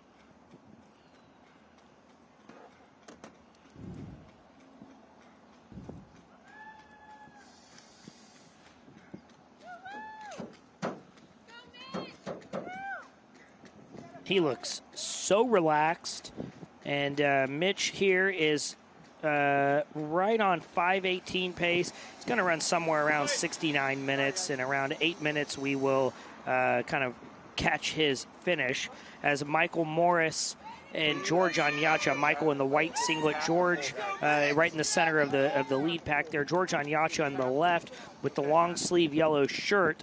Michael and George have done all the work for Connor Weaver, Jarrett LeBlanc, and Bradley, the Zimbabwean, and they've done all of the work so far. Hopefully they'll get a little bit of help, and these guys will do some work together. But it has really been George and Slim kind of taking over and making sure this pace stays honest as they're happy to let Mitch go. They've got another hour plus of running to do. They're not going to go after Mitch, and they're going to be very happy to let him go. And I wonder if I was seeing that Bradley McAvoy from Zimbabwe leaking off the other 5 men in that marathon pack. He's the last one in that string. And again, he ran a marathon just 2 weeks ago, finishing second at the Miami Marathon under very hot, humid conditions in his debut at the distance. And he said the first 3 days afterwards were pretty brutal in recovery, and he's taken it easy since. So we'll see what a difference that makes. But the man in front, 2-time champion in this race, George Onyacha, who's got the yellow sleeve and a white sleeve in the front, he also ran that race and dropped out just before the 30-kilometer mark. So maybe that makes a difference. That last, 12K is where a lot of the damage is done on your legs. But again, everyone's wearing these new super shoes, and so that takes away a lot of the damage. You see, in the past, our training flats were like 10 ounces. Our racing flats were 6 ounces. That 4 ounces was all the cushioning. Well, today's super shoes give you the light weight of the flat and the cushioning of the trainers, all in one shoe. So you can now they're doing double threshold workouts, double track sessions. They used to do 3 hard sessions a week, maybe a hill session, a tempo session, and a track session. Nowadays, you're doing double hard workouts a day. Absolutely. And still recovering. So that's why these times, I'm saying that this year already, in the last week, we've had 2 indoor mile records set. First by Jared Nagus at 3:46. Then yesterday, day before, Jakob Ingebrigtsen runs 3:45 low. And then Grant Fisher set 2 world records, the 3K indoors and 5,000 indoors at Boston University just the other day, yesterday, and he runs 12:44. Well, it's just a new world. It's just a new world. They're doing this, they're doing harder workouts, recovering from it, and their fitness is just that much more improved. And Janet Rono, our women's leader in the marathon, we will get a shot of her here in just a second. But she hit 15K in 56:09. 2:38 pace. 2:30, right on 2:38 pace. She was 6:06 pace for the first 5K, 5:51 for the second 5K, 6:10 pace for the third 5K. And she's latching on to hopefully somebody that'll be with her for the whole way. It looks like this guy is running the full marathon. We'll get his name here in just a second whenever this the beautiful beating sun is just reflecting right there on his bib. But Janet Rono is more than happy to find a guy, as Tony talked about earlier, just ladder up and find the next guy. 69.60. Paris is looking that up.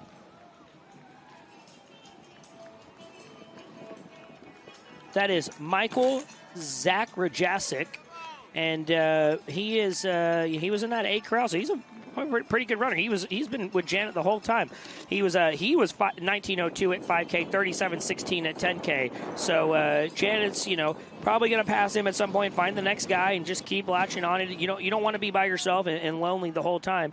As you see here, the men's marathon leaders: Michael Morris, Connor Weaver, Jarrett LeBlanc, George Onyacha. The whole crew is there. Bradley, the Miami Marathon winner. It is a group of 5, and they are going to hit halfway here in about 6 or 7 minutes. It's like Talum, number 26, has dropped off the back. Yep. So we're down to 5. But once again, our early leader, Michael Morris, from out here, 35 years old, in Austin, Texas, with the best of 2:17.05 from Indianapolis last November. So his confidence has got to be up. He's back in his hometown after a PR in his last race, leading a 2-time champion, George Onyacha. Then, remember, behind them, Jarrett LeBlanc out of Louisiana, a 2:13 man in his debut. And he was saying on his interview that he actually walked in the final mile of that race and ran 2:13 and hasn't run as fast since. Yeah, hopefully we see something out of Jarrett today that does not involve walking and involves something in that range. And then also number 14, Connor Weaver. He's in the black strip, the Tracksmith white stripe across diagonally. He's made no bones. His goal is to win this race. Ran at the great BYU program in Orem, Utah. So there's a lot of stories to be told. 5 guys with Talum, number 26, in the back, falling off just a little bit. And one of the great stories of all this marathon in particular, and what High Five Events has done, they have done an excellent job of energizing the crowd on the course. This course touches every prominent neighborhood in Austin: East Austin, Tarrytown. They go through campus, they hit the south side, they get north, they go through Hyde Park. It is truly an amazingly well-designed course in terms of getting to see the entire city, and you will see many, many cheer stations along the way. Alonso Rodriguez spoke with Jose Castro, who's leading a mega cheer station. There must be 250 people out there right now, and it's right around mile 11. There is no water, but they are having a ton of fun, and we're going to turn it over to Alonso's conversation with Jose. Sometimes marathons are not just about the runners, it's about the entire atmosphere and the scene that these communities and these races bring. Alonso Rodriguez here with Jose Castro. So while I've been interviewing runners, we've got a different persona here today. Yeah. Jose, you're running the Raw Running Cheer Station. Yeah. Can you tell me a little bit about that? Yeah, the Raw Running Cheer Station. We've been doing it now for about 3 years. It's just we call it a cheer station because it's exactly what it sounds like, right? We just get together with the big running community, Raw Running mainly, and others actually. Even the people around the neighborhood come out and celebrate and cheer and have a good time, Yeah. Where are you all going to be stationed at? We will be stationed where we are at every year, which is off of Enfield and Robin Hood. So I know about mile 9.5. Sorry. Okay. I do know this cheer station has been going on for a few years now, and you've been a raw running guy for I think the last 4 or 5 years. Yeah. What does it mean to you to be leading such an initiative? Oh, it's awesome. I mean, just to have the opportunity to do that for sure. It's amazing. Just to do it with my closest friends as well. With Dyson and Sean. I couldn't do it without those guys, and Paris here as well. Shout out to Under Armour as well for helping out with some of the heavy lifting on that end as well. Awesome. Well, Jose, all the runners are going to be looking forward to seeing you guys, and I know you are going to be the loudest. We will be the loudest. We will be the wildest. And again, just to reiterate, they will not be the only ones running a marathon this weekend. So we will be too. As we pan back here, the men's marathon leaders, Michael Morris still in charge in the white singlet, the pink headband, the Bat City Track Club singlet. They have hit halfway, and at halfway, Michael Slim Morris, 5:37 pace. That last 5K was a little slower than they have been running. They hit it in 69:21. 69:21 is 2:18 high, 2:18:45 pace. Jared LeBlanc right in tow. Abraham Talum has rejoined the pack after kind of falling off there for a second. We thought we lost him, and now he is back. George Onyacha, the two-time champion and the defending champion, is right in the mix. Connor Weaver and Bradley Mukaveri, all of them are in the lead. Except for Joey Whelan, every single person and player we thought would be here today is here. And that is a really, really great field. We are guaranteed to get some electric fireworks this last second half of this race. A lot of strategy. These guys are going to have to really understand when to attack, when to lay back, when the right time to make a move is. And right now, Jared LeBlanc in the very back of this pack in the orange singlet is more than content to take the shortest path. He's going to ride that line of the cones, run the tangents, and sit back and let Michael Morris and Connor Weaver and everybody else do the work. When I look at this lead pack, Tony, I see a bunch of guys that look so relaxed, and 2:18 pace is not really that hard for any of these guys. This is a slower second half than first half. Last year, George Onyacha won the race in 2:19:08. They went through halfway in 68:31, meaning it was a 68 first half, 70-minute second half. This year, they are 69:22 with 6 guys together at halfway. Last year, there were 4 men together.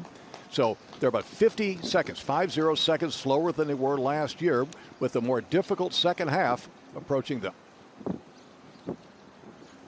And I think this is our second place men's half or marathon, or maybe third place. We're going to get a view on that in just a moment.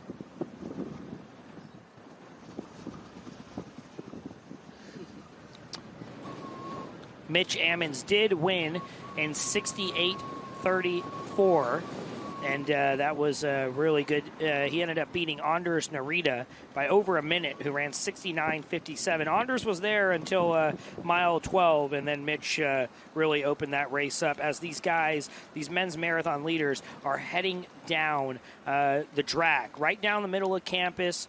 There will be, no doubt, there'll be a couple of frats and sororities out there having some fun, early morning fun. But these guys are they're flying, and we're going to go check in with Janet Reno here in a minute, our women's marathon leader, who has found yet another pack of guys to chase onto. And Janet is just absolutely rolling right now. And she's going to hit 20K in just a couple of seconds, couple of minutes here. But Janet Reno, 2:37 pace. Tony's watched Janet run several times over the years. No, she's been at this for a long period of time. I mean, she's got a 2:26 as a personal best, but it's been a while since she's done that. She's her progression. She started the marathon in 2009 with a 2:37 in Mazatlan, Mexico.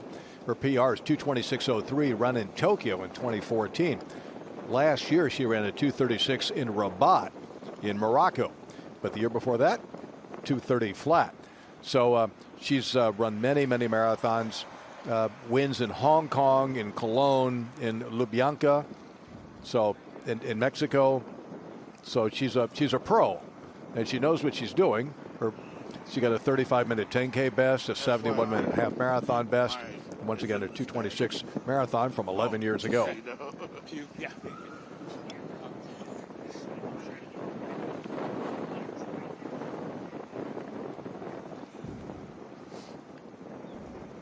14 miles just passed with that 6-man pack just tight as a drum.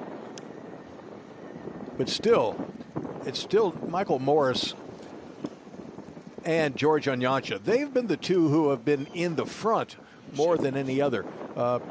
You always like to tuck in my mind, where just in the catbird seat. That's number 14, Connor Weaver. He's like surrounded. So all the energy of that lead pack is sort of focused in on him. He's got all the energy of the guys behind pushing, the guys in front pulling. Now they're just grabbing the water, and I like to see who can, as later in the race you go, it's like who's got the ability to take the water easily. We just saw that Connor Weaver tried to shoot it into the wastebasket and missed. But the fact that you're still trying to shoot tells me that you still got a lot of mental power left in you. Late in the race, you are nothing more than a forward motion machine. You got nothing else left in your reserves. So the fact that the nuances of the game, the people that easily grab their water bottle as opposed to try it and just miss it or knock it off the hands of the person trying to hand it to them, all those little signs you look for as to who is feeling what. Yep, and these guys now are headed into Hyde Park. I'm surprised that Michael Morris, Slim, has done all the leading, and we haven't really seen anybody step up to the plate here. I don't know if that's going to help him or not, but certainly Slim is one of the toughest runners you will meet. So I'm not sure that this is really going to affect him too much, but it certainly will be nice from a mental perspective if Connor or George or Abraham or Bradley or somebody gets up there and helps set the tone a little bit. But like you said, no one wants to do that. Everyone wants to sit back and let someone else make the pace, Tony. Yeah, Janet Rono just went through 20 kilometers, 12.4 miles, a 1:15:16. That was a 19:05 5K split, coming off a 19:04 5K split in the previous 10 to 15K stretch. That's a 2:38 pace. But just to show you, the men went from a 16:48 5K at 15K to a 16:09, where she went 19:04, 19:05. Yeah, she's in control. She's also got the benefit of being able to just keep latching on to guys that she sees and keeps moving up. These guys her race is a little bit different. These guys the men's marathon leaders are in a tactical affair, and she's got, a couple of minutes on second place, Allison Wells.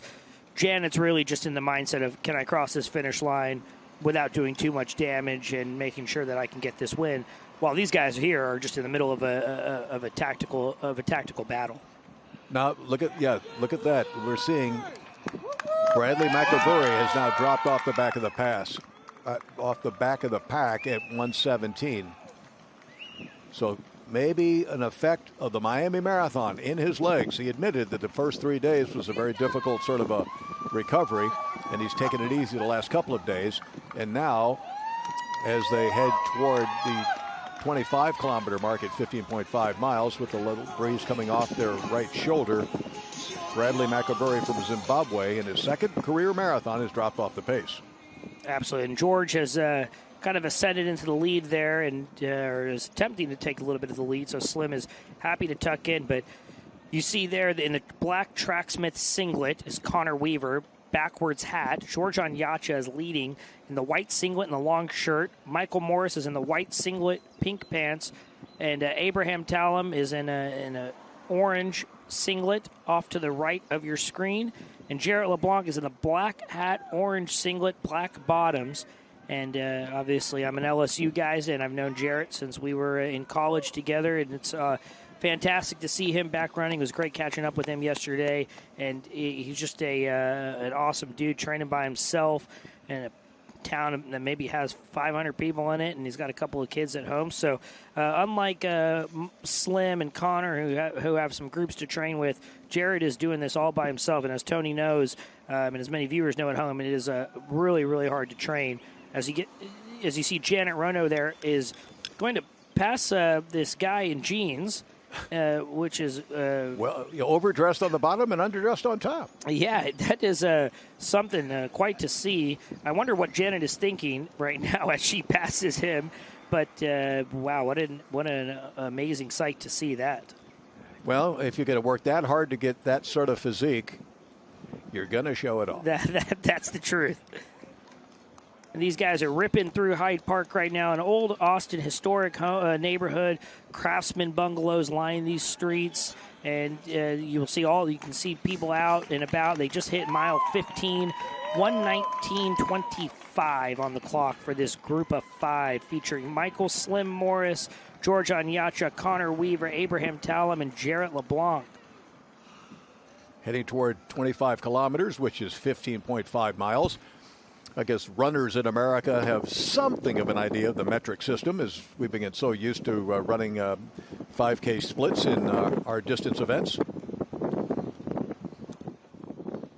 And it is a absolutely beautiful morning here. And I know we just lost Bradley, but he's going to try to make a comeback here. We're going to play a quick interview that we did with Bradley yesterday, the former Tulane and South Carolina runner. He has lived all over the Southeast and the South United States. All right, so I've got the pleasure of being joined by Bradley Makuviwe. Did I get that right? You did. All right, I love it. So from Zim to the Austin Marathon, we were just talking a little bit about your background coming over from Zimbabwe by way of South Africa. Tell us a little bit about your running story and your background as you kind of came into road racing. Yeah, well, I started running. I used to do sprints, like 200, 400. And then one day I was just late for practice. And my coach gave me like a 3K punishment to run. And that's how long distance started. And then the road running thing, I just started doing like road racing and stuff because I'm doing it to raise like awareness like for the victims of domestic abuse. I grew up like my mom, watching my mom getting beat and stuff, and now doing the marathons and stuff. I mostly was just in 5K, 10K, but I've moved up to marathons to challenge myself and just do it for the victims of domestic abuse. So kind of running for more than just yourself, which Correct. is pretty awesome. Yeah. So you're doing the marathon tomorrow. Tell me how you picked the Austin Marathon, and tell me what your goals for the race tomorrow are going to be. Honestly, at first my goal was to go like something like sub 2:16, but I just did like a marathon like 2 weeks ago in Miami, so still kind of beat up. Okay. So now the goal is just hopefully to win tomorrow and not really worry about time. So yeah. So just competing to win. So you've been to some pretty interesting stops along the way in your time here in the U.S. Tulane, South Carolina. You're in Austin now. Have you ever been to Austin before? This is actually my second time. I did the Sound Running Cross Country Championships last year in November. So, Okay. yeah. So this is a pretty, I don't know if you've ever been around this race before. It's pretty fun. So obviously you're going to compete hard. You've just done a marathon in Miami a couple weeks ago. But after the race is some of the best components of it. What are you looking forward to? Like, what's your go-to thing to kind of celebrate a hard effort after you've run a marathon? Sorry, can you repeat that? Do you have like a meal or a go-to activity after a race to kind of celebrate your effort? Yeah, Domino's. Domino's pizza. Love it. You Yeah. cannot beat Domino's. So be on the lookout for Bradley tomorrow. He's going to be running hard, maybe up there with those leaders, and hopefully we'll see you in the winner's circle afterwards. Thank you. Thank you. And a beautiful shot there. And we have Drew Butler with our Austin half marathon champion, Stevie Clark. She ran 72 minutes and change. Drew? I'm with the women's half winner, Stevie Clark. Stevie, it's cold this morning. Tell us, you're telling me off camera that this was a bit of a training run. Tell us about kind of what your goal was today. And I mean, you smoked the field, so what'd you accomplish? Today was about pushing hard and just going out and having fun. I knew the course was hilly. I'm doing Boston in April, so I wanted to do a hilly course to prepare for Boston. But it was super, super fun. I love the city of Austin, so it was fun. So it makes a ton of sense that you do a hilly course to prepare for like the ultimate hilly course. You said you're from New Braunfels. You do a lot of training on hills. You like that type of course? Yeah, recently I've been doing a lot of training on hills. I've got a hilly 3-mile loop that I do on repeat to prepare for Boston. So yeah. Do you have a particular goal for your Boston race? I'm running for Puma Project 3, which is if you PR by 3 minutes, there's a $3,000 prize. So definitely trying to run 2:37, 2:36 is the goal. Well, all the best and great performance today. Women's half winner. Thank you so much. Appreciate it. Yeah, Stevie got the job done from Austin to Boston. Perfect course to set up for the Boston Marathon downhills. Yeah, absolutely. And you'll notice there's one man missing from this lead pack. Right before we cut over to that interview, Jarrett LeBlanc took a bathroom break. Yeah, you could see with the urgency with which he scooted, took a right-hand turn and found that porta-john and ducked in. But he has not been able to make up that groom since then as the men passed 25 kilometers in 1 hour, 22 minutes, and 12 seconds. That was a 16:41 5K split from 20K to 25K, coming off a 16:09. And so what we've got is 5 guys left together. That's Michael Morris and George Onyancha, and Weaver, number 14, Connor Weaver, and Abraham Talum with Bradley McAvoy, number 24, in 5th place.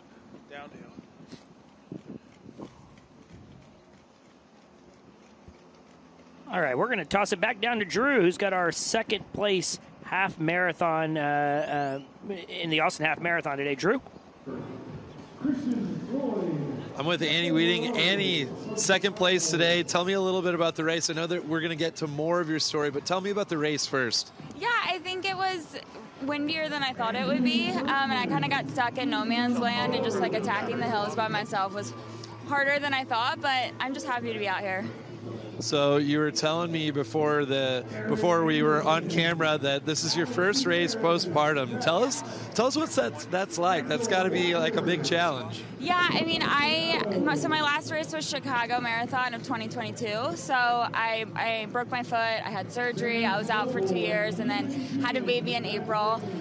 So just to be out here running again, feeling good, healthy is just the biggest win. Yeah, it's got to be pretty awesome. So, do you have your next race, or where was this in your kind of ladder of races? Yeah, so I think today was just like a rest buster just to see where I'm at. The goal would be to do maybe a full around April. But my husband works, so I'm at home with my baby, working from home. I do a lot of my runs on the treadmill, so just like making it work. So next race, I'm not positive, but I would say like late spring. So obviously some challenges, postpartum and stuff like that, but does it give you a little extra push to have kind of that family support in the race? I know they always say kind of it takes a village to finish these competitions. It takes a village, yeah. My parents flew in, my sister flew in, my husband, my baby are all here. So it's just exciting to see them out there supporting me regardless of the result. Well, congratulations on first race back. That's awesome. Second place isn't bad at all. So yeah, thank you so much. Thank you, Drew. 1, 2, 3, 4, 5. 5 men as they pass 25 kilometers. And you can see the number 24, Bradley McAvoy from Zimbabwe, who we interviewed a little while ago, is back with that lead pack. But we did see that Jarrett LeBlanc, who ducked into the porta-john just before the 25-kilometer split, lost 52 seconds as he took that bathroom break. So he was 1:23.04. He is 50 seconds behind our lead pack at 25K. Now, he didn't get dropped. He just had to relieve himself. So the question is, can he make up that 50 seconds slowly over the next, let's say 10K or so? Yep, absolutely. And as you see there, Janet Rono has dropped our Jeans runner. But Janet Rono hit halfway in 1:19. No, 1:15.60. 1:19.52 at halfway. Oh, really? Yeah, she ran 6:48 pace for that last 5K, so she's backed off a little bit. She's on 2:39.45 pace, so maybe around the 2:39, 2:40 kind of expected finish. but Janet Rono is kind of in no woman's land. She's got about a 4-minute lead on Allison Wells, who's projected to finish around 2:45. Allison Wells hit 5K in 1:22, but the big development is that Allison Wells ran 6:42 pace, so her last 5K was actually faster than Janet Rono's last 5K. 3 minutes down, there's still halfway of running left to do for the both of them. The question is, can Allison Wells really reel in Janet Rono? How much does Janet Rono have? How much does Allison have? And we do have Drew Butler down there at the finish line with our men's half marathon champion, Mitch Ammons. Drew? Mitch, pretty impressive run today. I saw a little, burst of emotion from you as you finished. You said to me before we started the interview that it meant a lot to you to win and run the hometown race. Tell us about the race and tell us what it means to win this race in front of so many people that you care about in your hometown. Yeah, so I actually signed up a couple days ago. I wasn't going to run it. Running's not been going great. I ended up pulling out of Boston in a couple months. So I really needed this. And I run it like 5 times, and I've obviously tried to win every time, and I haven't got it. And so it's really great to win it finally. The confetti cannon's all I've wanted. Yeah, man. You could just tell the excitement that you had. So you're from here, kind of an impromptu race. How do you celebrate something like this? You got a ton of friends and family around. What's like your go-to post-race celebration? I mean, yeah, I'm actually here, and I'll be staying for a bit to watch Slim finish because today's really all about him. But I'll probably go. There's a lot of people that I know running it and watching it, so I'll probably go see some people and just go have some fun. Well, congratulations on your first Austin half marathon win. Finally. Mitch Ammons, half marathon champ. Thank you. Thanks so much. Cheers, man. Thank you. Great to see that emotion on Mitch's face and have him get rewarded finally with the win here in the hometown, especially when things have not been going well and you have to cross off a major coming up in another month or so. And we see Bradley in the white singlet on the far left of your screen, black bottoms in the blue long sleeve shirt. We thought he was a goner, and all of a sudden he has surged to the front here, and him and George Onyacha in the yellow long sleeve blue bottoms are kind of taking it to him, and Michael Slim Morris is just off the back there. It may be a 4-person race, but Bradley coming back, we're talking about the super shoes earlier, but for being a naive, new to the marathon game, he is really showcasing a little bit of perseverance here and kind of try to hang on and set the tone.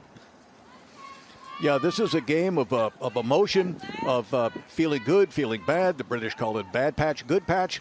You feel good, then you feel bad. You try not to get too high when you're feeling good. You try not to get too low when you're feeling bad. You soldier on, realizing that the emotions will turn once again, and for as bad as you feel, you'll feel good again. So you don't try to get too, don't get high, too low. Running's the best teacher I ever had in my life. Yep. Everything you need to know in a very compressed window, you'll experience in the marathon distance. All right, our second place finisher in the men's half marathon is Anders Nyatra. Drew? All right. I am here with the second place finisher in the men's half marathon, Anders Nyatra. First time out, you're a former 800 runner, quite a bit further today, but pretty nice performance. Yeah, thanks. 26 times longer than the old race, so definitely a big step up. But first half marathon was really tough, but happy to get it done and get out of the way and be ready for the next one. So first experience out there. How did you pick the Austin half marathon? You said you're from Montana. How did you land on this race in particular? Yeah, it's been -20 in Montana the past few weeks, and I really wanted somewhere warm. So 39 feels really good today, even though it's a little chilly. But something warm, something not snow covered would be great. So Austin's a great choice. Yeah, this is balmy in comparison. Right. So what are your next races? What's your schedule look like beyond this? I think I'm going to take a little bit of time off just to let the body recover, and then we'll see maybe another half, maybe some more 10Ks. like I said, coming from 800, I don't really have a lot of experience up here in these distances, so just trying to feel it out, see what's out there. Well, fantastic performance for your first one out. Second place, the Austin Half, is not bad at all. Well done. Thank you.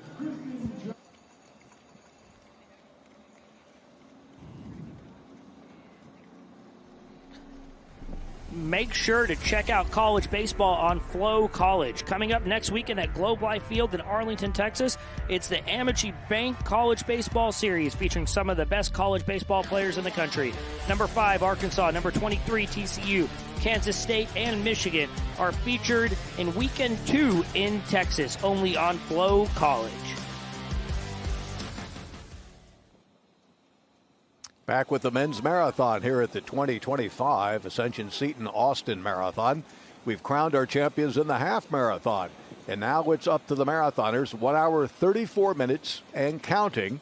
We've got 5 men together. They've been together for most of the way.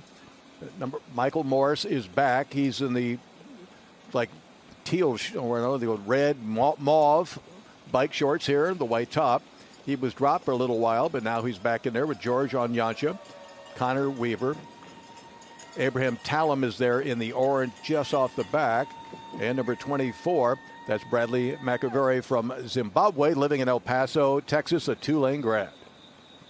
All right, at the finish line, we have our third place finisher in the men's half marathon with Drew Butler. I see a Navy singlet. Drew? Sean Casey, third place today. How did the race go? It went really well for me. I had a certain goal in mind, and I definitely hit that goal. Kind of running alone, it was crazy seeing all the big pack go out up front, and crazy to see most of them running the marathon. I could never imagine that, but I'm really happy with how I raced today. It was great conditions and everything. So you said that you're in the Navy. You're in pilot training right now. How does pilot training kind of coincide with running training? Yeah, it's actually really good because the pilot training's pipeline is really backed up right now, so I have a lot of time to run and stay fit. It's part of my job as well, so it's cool to be able to do something I love to do while also being able to go through that training process. I mean, it gets hard sometimes when it's really busy, but there's a lot of downtime as well, so it's definitely cool to keep my mind busy with running. So when you were finding a race, how did you land on the Austin half marathon? Yeah, so actually one of my buddies ran it last year. John Bowers, he won it last year, also going through training with me. So he had a really fun time, and I thought, hey, maybe I'll try that out. He's a little faster. Unfortunately, he wasn't here because of injury, but let me get up here into the top 3, because if he was running, he would have been way faster. But it's definitely awesome coming up to Austin. So much to do around here, and I really love it up here. So it sounds like for the 2026 edition, we need to have a heads-up competition between you guys. He can come back, and you can see who's going to win next one. Yeah, hopefully we're still around. We move around a lot, but if we're still here, that would be awesome. I'm the underdog in that one, so if you see me beat him next year, that would be sick. That would be awesome. Well, fantastic performance, third place today. Great job. Thank you so much. Appreciate it. Thank you.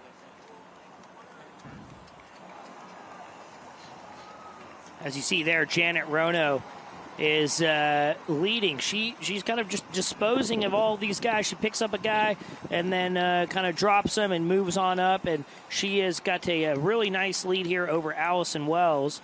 And she hit 25K in 1:34.57, 2:40 pace. She ratcheted down the pace, 6:14 for the last 5K there. And she's really looking strong. Just took a water there, 25K, so just about 17K for her to go. And she looks really, really good. Yep. I mean, she looks the same. I mean, she's looking exactly the same. Once again, she began her marathon career back in 2009. So she is a real veteran at the game and knows how to apportion her energy appropriately. We have a 4-man lead pack right now, led by, from left to right. We've got Michael Morris, number 12, George Onyancha, number 23, Bradley McAvoy, number 24, and Connor Weaver, number 14. Connor in the black with the stripe. George now into the front at 1:38. That could be a time to look at, because now they've gone single file, and George seems to identify that moment and has begun to press the issue. Abraham Talum, number 26 in the orange, has dropped off this pack at about 1 hour and 35 minutes, by 3 minutes ago. And now George is pressing it, and it looks like Bradley McAvoy, his competitor from 2 weeks ago in Miami, is the one that's trying to he's realizing that George is now trying to put some distance on him. This is the first kind of move we've seen at, boom, 30K. 30K and 1:38.35 unofficially, and that's traditionally a place where people will make moves, and George has done it right here today. Yep, and it is an absolutely perfect morning outside in Austin right now. There is almost no wind, and Drew Butler has our third place half marathon women finisher. Drew. All right, happy to be here with third place finisher Rachel Working. Rachel, how did you feel out there today? Third place, a good performance for you? Yeah, I'd say. I wasn't really expecting much today when we were at the start line, just seeing everyone around me, and just as a race that I only run 3 days a week for with triathlon training. I think I just wanted to go out, see what I could do for myself, and I was surprised with a third, so very happy, yeah. So super good performance. How does running a half...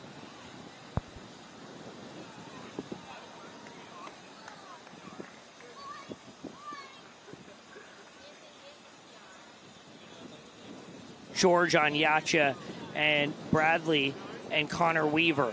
1, 2, 3. George in the long sleeve yellow shirt, white singlet. Bradley off to his left in the Under Armour white singlet. And Connor Weaver, the 213 man, the former BYU runner, right on his tail.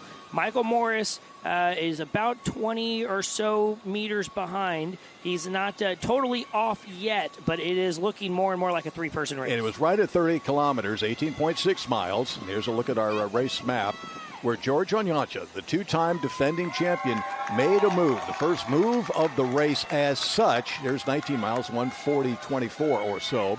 And you can see that he made the move. Now, often it happens, the first move becomes the guy that makes the last move, because you've got the most confidence if you can initiate the game in many ways. And George, with his experience and 2 victories back-to-back on this course, has that experience. He's looking at damage control, pretty much saying, okay, what did that move do to these other guys? How long did it take them to reconnect with me? It was Bradley McAvoy who answered the call first, followed by Connor Weaver. But Connor took a little bit extra time to get back into the saddle. So now George Onyacha on this downhill is now opened up a gap again. Now I'm not sure this is as much as a move as just him, that's the way he falls down the hill. Some people run downhill a little bit more gracefully than others. Yeah, and they're in East Austin right now, and they're about to hit Cesar Chavez, which for the long last 10K of this race, and that's a really, really flat part of the course. It's going to really allow some of these guys to run 5:10, 5:05 last miles, and they're just a handful of little uphills like you're seeing here. But for the most part, this is about to be just an absolute ripper of a last 10K or so. Well, he's just looking over his shoulder constantly, so that is obviously seen as he's right on the edge. In other words, how much more do I have to go? He wants to break free right now. I mean, he's not doing this, as I believe, as a testing move. He's trying to break these guys right now. It is seeing how much more energy do I have to expend to do that, so then I can relax a little bit and refine a rhythm which will take me all the way to the finish line. So he, once again, another peek over left shoulder. He is trying to make this move and break these guys. Bradley McAvoy in second place. Connor Weaver in third place. Michael Morris in fourth place. He's already out of the game, but we got a long way to go. They've often said the first half of a marathon is all your training until 33 kilometers. And then it's those last 9K, last 10K. That's the second half of the marathon. George Onyacha knows the second half of this marathon inside and out. Let's see what he can do with the last 10K here today. Absolutely, and the Austin Marathon is known for its finishers zone. We have a number of things going on. We're going to check in with Alonzo to see what are people doing down there, Alonzo?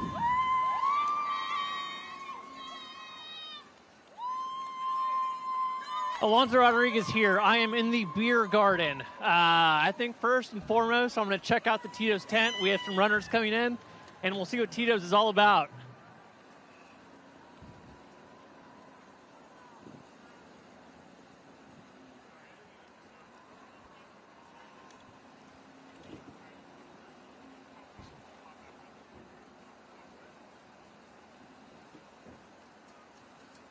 Got a finisher here.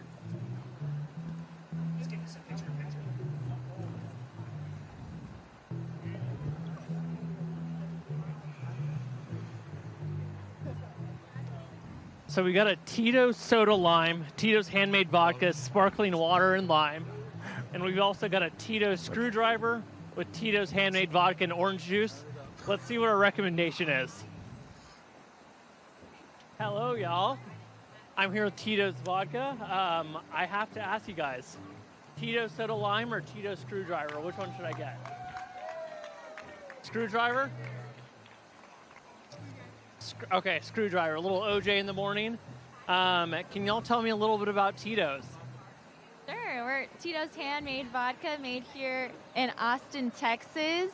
We're here to support Austin and the community. We do a lot of philanthropic work, so that's why we're here. Philanthropic work. Can you tell me a little bit about some of what you guys are doing in this awesome city? So we have our 5 pillars that we like to support, which is going to be like animals, military veterans, food scarcity, the environment. And so usually we try to stick to those and support Austin in that way. Well, Tito's is more than just vodka. And let's go ahead and try the Screwdriver. Cheers to all the finishers out there, and cheers to Tito's Vodka and all the great work they do. And now you pan back here to the camera, and our men's marathon leaders are George Onyacha and Bradley Mukaveri. The Zimbabwean is trailing the Kenyan with Connor Weaver in tow, and Michael Morris back there in 4th place with the white singlet is not out of it yet because he is hanging on. I mean, it's a move up front, but Slim is doing his best to hang on. There, McAvoy goes over to get a drink, grabs it well. Again, this is exactly where they were when George Onyacha dropped out 2 weeks ago in Miami. Hot, humid conditions, and they were on 2:13 marathon pace till then. The race was won in 2 hours 20, and Bradley McAvoy got second place in 2:22. But George dropped out, and now those two are back together again on George's home course, so to speak. Yeah, but Connor Weaver is in tow there, and we got many people watching the race at home. And I wonder if this is a counterattack by Bradley McAvoy. In other words, sometimes you take the best shot of the guy, which is what George gave him. You answered that call gradually, and now just the minute he backs off, now you strike. That's how the great Bill Rogers, 4-time Boston and 4-time New York City Marathon champion, used to race. You make a surge. You let the guy catch up, and the minute he catches you, you hit him again. And about the third time, as Coach Bill Squires used to say, the third time that does it, the guy says, okay, we're second place. Yeah, absolutely. High-level elite running is just as much about tactics as it is about fitness. And you'll see Onyacha and Bradley and Weaver, if Weaver and Slim could get back into the mix here, you will see them trade a number of blows. But Weaver is, every step he takes, he's losing a step or two to these guys in the front. Right, and you notice that now McAvoy is not one stride behind. He's right alongside, shoulder to shoulder. That's a psychological identifier, basically saying, okay, buddy, I've taken your best shot. Not only have you not broken me, I'm right here with you. What are you going to do now? Absolutely. And remember, he was on 2:13 pace in Miami 2 weeks ago. So, whether he would have run 2:13 or not, we don't know. But he ended up winning the race, in 2:22. But he's got the wheels. He's a 28:30 guy for 10K, and he's fresh out of college. I mean, you got a guy that can absolutely roll if he has to with 5K to go. That's on one hand. On the other hand, you got George Onyacha is a 2-time defending champion on this course. Now, that said, he was a 2-time defending champion in Miami and dropped out. Now, he's not dropping out here, but there's no guarantee coming off 2 wins. And, it was 2 wins in Miami, 2 wins in Austin, back-to-back. Now he's got drop out. Now he's back in his home course and feeling good again. So he's already gone farther today than he went 2 weeks ago in Miami. They got perfect conditions. It's still under 40 degrees Fahrenheit, so they can just rip as hard as they want, and none of that heat's going to come back on them. No one's overheating today. Runners are very much like automobiles. They overheat and they come to a dead stop. That's what happened 2 weeks ago in Miami to George Onyacha. It's not happening today. The question is, who's got what left over the next, let's say, 30 minutes of running? Yeah, absolutely. And the weather is so perfect outside. I just got a text from my girlfriend and dog, Cecily and Izzo, at home, and apparently he doesn't want to come back inside. He's enjoying it outside so much. So, and we really look, and as these guys are going by Hancock, on the east side here, they're going by a number of beautiful parks, and the San Antonio Spurs have built up new basketball courts, and this whole area has entirely been rejuvenated, and it is an amazing part of town that has totally changed. Total shout out to our camera crew, especially in that Porsche Elite vehicle with this very fancy rig that they've got, because they're giving us phenomenal pictures, both overhead in front and lower to the lower. That shot right there really shows you how fast they're running with a camera shot right there. And again, George and Yancia constantly looking over his shoulder. This gives you a much better sense. Lower angled shots really give you that sense of that their turnover, the stride cycle that you go through. And they're both looking very, very good. And they're going through that BPN energy zone. And we do have 2011 world champion and an American collegiate record holder and 2016 bronze medalist Jenny Simpson. She's down there with Drew Butler right now, talking about her finish at the race. Drew? All right, happy to be here with Jenny and Jason Simpson. Guys, you had we talked yesterday. We're now at the finish. How did it go today? You're telling me you started in the bee corral. You're weaving, bobbing through the crowd. What was it like? We had so much fun. And you know that there's thousands of runners that run these races, but when you're in the thick of it, like, there are so many runners. And it was so much fun being out there with everybody. A lot of energy. It's a little cold today, but there's we're just talking a little bit about just the sheer numbers. This is an event. You don't really get it until you're here. Did you guys experience some of that just energy and pop today? Yeah, definitely the energy. No matter what pace you're running, you're catching people. There's people coming back with you. There's people everywhere. And then the fans were so fun. Yeah. I don't think I've been in a race where the signs were more funny. Austin definitely has a running culture and a sense of humor, for sure. So we actually aired the interview that we did yesterday, earlier in the broadcast. So for those that maybe missed it or anything like that, give us a little synopsis of the journey that you guys are on. And if someone wanted to follow you beyond the Austin half, how could they do that? Yeah, so we're running all around the USA, and I'll let Jason tell a little bit about our tour. Yeah, so we're doing 50 states in 50 weeks. We bought a camper van. We're calling it the Run USA Tour. Spending 1 week at a time in each state. You can follow us at Jenny and Jason Run USA. And we're just having a blast doing fun stuff in every state, meeting up with the run club, running with existing runs each week.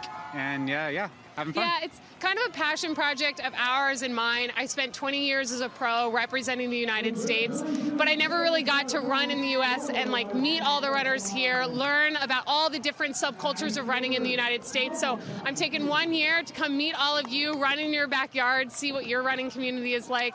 Follow us, Jenny and Jason Run USA. It's pretty epic. You guys are on an awesome trip. Final question is actually for Jason. Jason, I think you may have to come back next year. If you had an invitation and you could do the dribble competition, would you lay down the gauntlet next year? Absolutely. Half or the full. Give me a ball. I'll start practicing right now. Love it. I'm going to tell Jack he's going to give me some credit for selling you guys on coming back. Yes. So that's definitely Jason's passion fusion, is dribbling a basketball through a race. I don't think you could put two better things together to define Jason's loves in life. 65 days. Yeah. Here we go. Let's do it. He's going to start training. I don't know. Maybe we'll have to add a basketball to the RV. The things we put in the RV are precious, very little space. So maybe we're going to have to start practicing the dribbling game for next year. Well, guys, enjoy the rest of your journey. It's an awesome story, and hope you guys have fun with it. And thanks for being here at the Austin Marathon. Thanks for having us. And you guys, come run Austin. There's an incredible running culture here. We loved it. We'd enjoyed it. Sounds like we'll probably be back. Awesome. Thanks. You can see why people took to her throughout her running career and rooted for Jenny so much. Such a wonderful personality, such an open spirit, a professional, so she's, just focused as focus could be, but she obviously sees the bigger picture and embraces the running community wherever she finds it as the two-man race continues. On the men's side, that is Zimbabwean Bradley McAvoy, 26 years old, living in El Paso, Texas on the left. Two-time defending champion George Onyancha from Kenya on the right. And Janet Rono hit 25K, our women's marathon leader, ratcheted the pace down. She was 1:34.57 at 25K. We're going to get another clip of her.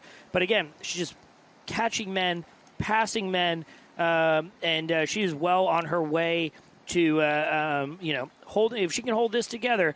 She's got about a 3-minute lead right now in Allison Wells, and she's well on her way to a share of that $20,000 purse, $4,000 for winning, which is a good amount of money for coming to Austin and winning this thing. Beautiful day here in Austin, Texas, the capital of the great state of Texas, with this beautiful skyline, this burgeoning city, one of the fastest growing cities, almost to its detriment.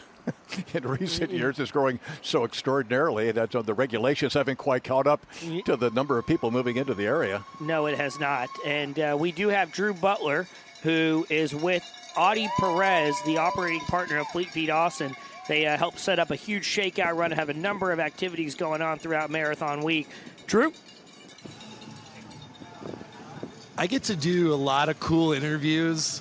And I probably say this to a few people. My favorite interview every year, Audie Perez, operating partner, Fleet Feet Austin, also 1/4 of the Purple Brown fan club.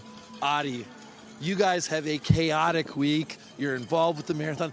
Tell us how Fleet Feet, a specialty running store here in Austin, participates in the event and what y'all do for it. Drew, it's good to see you. Another 4th of the Purple Brown fan club standing here. It's great. We put on something like 11 different events throughout the week, starting even last Sunday. And while race day is today, amazing. We've partnered with a ton of local run clubs, total partners of ours on the retail side of things as well. We're even looking forward to Metal Monday with Mizuno at Holdout Brewing. So we're not quite done yet, but packing as much fun as we can into the big week. So you probably, your mind is probably like scrambled eggs at this point, but can you pick a particular highlight of this? You and I have done this event a number of years, but is there a particular highlight or a certain moment that you have where you're like, oh, this is what all that effort is for, doing the Austin Marathon? Yeah, so I would say I made sure to take a few deep breaths. Even in advance of the expo, we have a ton of our employees that run through, that travel in, even from out of state, to come help out with that, as well as our volunteers. And so we make some intentional time in the morning to make sure that we're able to level set expectations for everybody, because while it's a big week for us, we know that it's the most important day for everybody that's running the race. And I want to make sure that we're here to celebrate and support and roll through. The official shakeout run was also a big one for us. So had a blast on Friday morning with the crew there too. So since you started this role, I remember when you were just in Seaholm. You guys have a bunch of stores now. Fleet Feet Austin has really grown. If people want to come see you guys, tell us a little bit about your business, different parts of town that you guys are in. Thank you. Yeah, so we have a south shop in Circle C, we have a downtown shop at Seaholm, and a north shop at Gateway. And I promise we have really good people that do honest work. We basically outfit individuals for what is to be the perfect pair of shoes, socks, and insoles. And so any running needs, there's no questions that are silly. If anybody's just getting into the sport, or if they're looking for their next pair of carbon-plated racing shoes, everything in between, electronics, nutrition, apparel, all sorts of things, more than welcome to stop by during operational hours, connect with our crew. We're basically here to help educate and welcome people to the sport, or welcome people back that are obviously acquainted with it. And while 2025, we're looking at 3 locations for now, we may be looking at a 4th here shortly, just the same. Folks, this race doesn't happen without people like this. So go see Fleet Feet Austin. They'll take good care of you and get you ready for your next race, whether it's a half marathon or a marathon here. Thanks, Drew. Appreciate Cheers, you, man. Yeah. Well, as you can see while the interview was going on, that we had a race break at 1 hour and 54 minutes. Bradley Makabure from Zimbabwe. I'm not sure if he made a move or just George Onyancha gave up the ghost, because at 22 miles it was a 3-second advantage, and now just 2 minutes later it's a much greater advantage. And Bradley Makabure, second place in his debut 2 weeks ago in Miami. Hot, humid conditions, has now seemingly putting away George Onyancha, our 2-time champion. 2 weeks ago, the Kansas City Chiefs could not three-peat as Super Bowl champs, and it doesn't look like George Onyancha is going to three-peat here at the Austin Marathon either. And he's looking back, trying to trying to gauge how close Connor Weaver or Slim is. And, man, this camera is awesome. His form is completely gone. It is gone, and he's been looking back. But remember, at 20K, Bradley looked like he was dead. That was the thing, yeah. He dropped off. I go back and look at my notes, and Bradley dropped off at 1 hour and 15 minutes, just past halfway. So that was between, halfway and 25 kilometers. It looked like he had dropped off a bit. Then he re-engaged. And then when George was making his moves, that was just at 30K. Right at 30K, George moved. And he was really trying to break away. And finally, he had a 3-second advantage. Then Connor rejoined him. I mean, Connor and Bradley rejoined him. And then when he moved again at 150, Bradley moved. And George was the only one that answered, and now George can't answer either. And Bradley checking his watch there. He is heading straight down Cesar Chavez. This is about a 2.5-mile segment. It is really flat. When he gets to the finish line, I am sure he's going to want pancakes like my friends Phoebe and Margot want them right now at home. Hopefully Derek is making them some.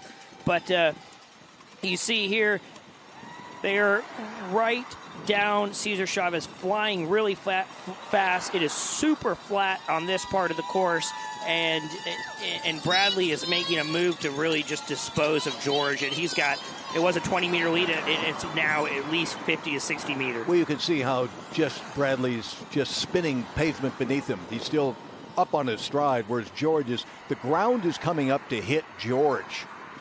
I mean, he's thudding with every stride. That doesn't mean you're not going to all of a sudden turn that around and feel good again. He can still have another good patch and make some remove. The marathon is the first opponent they've got. It's not Bradley versus George. It's both men against the distance itself, the 42.2 kilometers. So Bradley, being still a newbie with just one under his belt 2 weeks ago in Miami, Florida, on a perfect day today, though, in Austin, Texas, he looks well in position to win this thing as they just go over the 2-hour mark.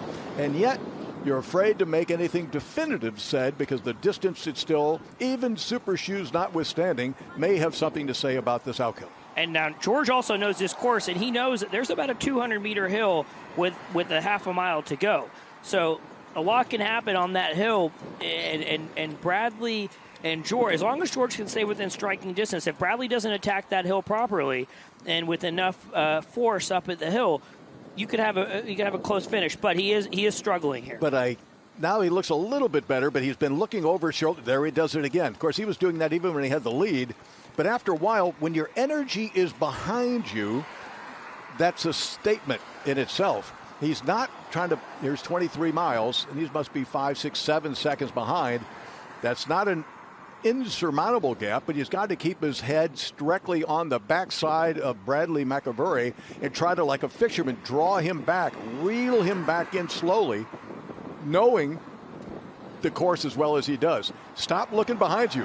Forget about the guy in third place. Try to figure out the guy in first place. And just have faith that you will return to form before this race is over. That guy might start having a bad patch, and then you'll start feeling good again. And the minute that happens, next thing you know, the blood begins to boil again, and you're coming back on form, and you still got a shot at this. But Bradley McAvoy, 26 years old, out of Zimbabwe, living now with his former coach at the El Paso Community College, Miguel Bonilla, is in first place. He's got a 28:29 10K personal best, a 5,000 best of 13:49.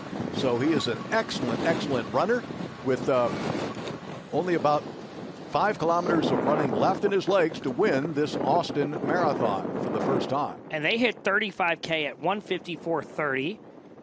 They were right neck and neck. George and Bradley were neck and neck.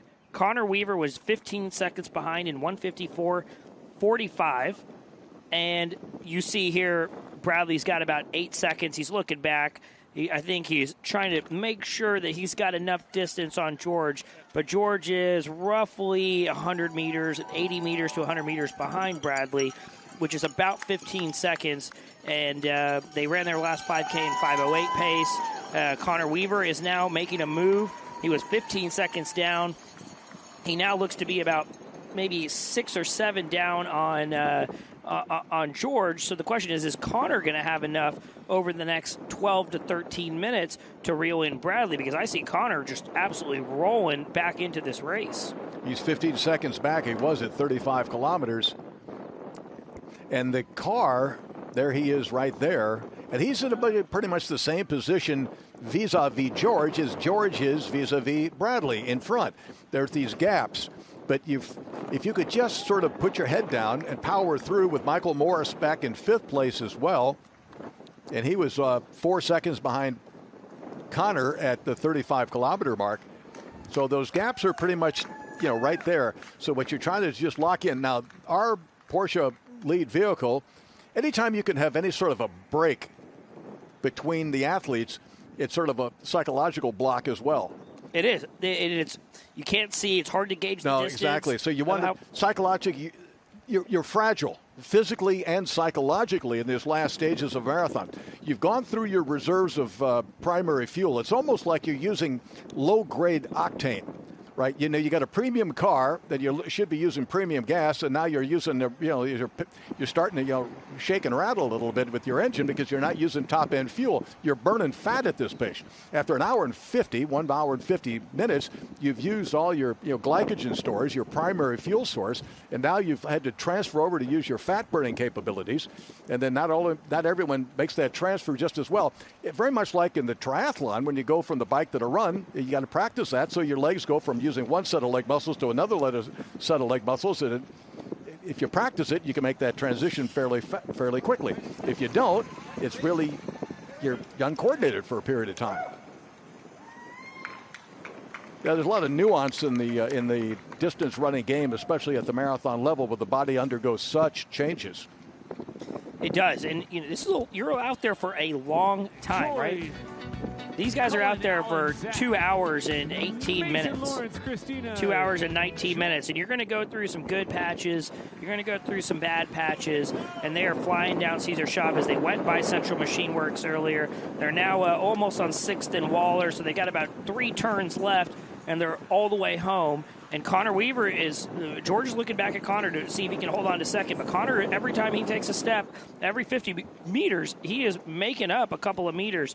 So he is not left for dead quite yet. There are 2 guys in screen right now, but all 4 in they're all well within 30 seconds of one another at this point. This is actually, from a marathon standpoint, very close racing. As George Onyacha, 2-time champion, is right there in 2nd place. George won this race in 2:16:35 back in 2023, and then he ran 2:19:08 last year. These guys today hit the halfway mark in 1:09:29.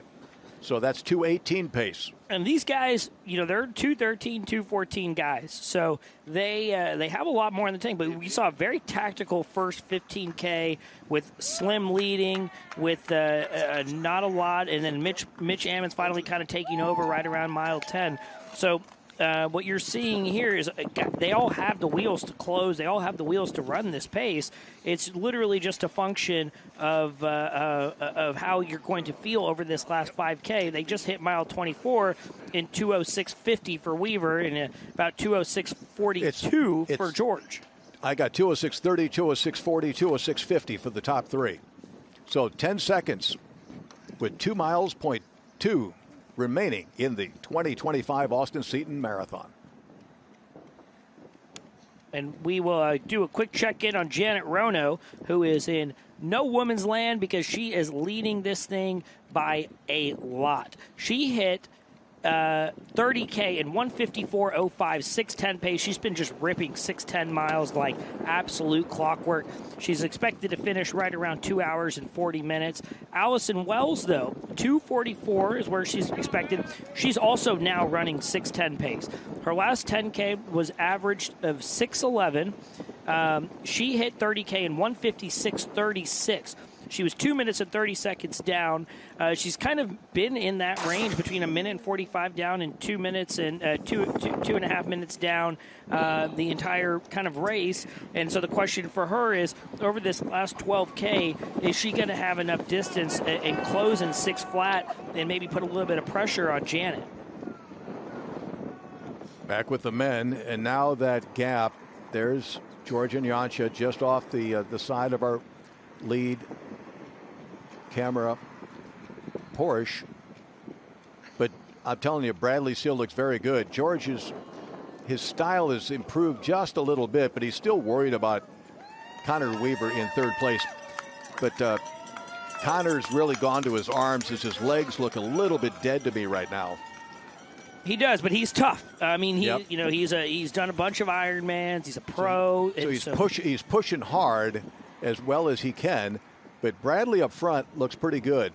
Doesn't try to do too much with that cup. The barrel was right there. Didn't try to shoot it in there. Just dropped it.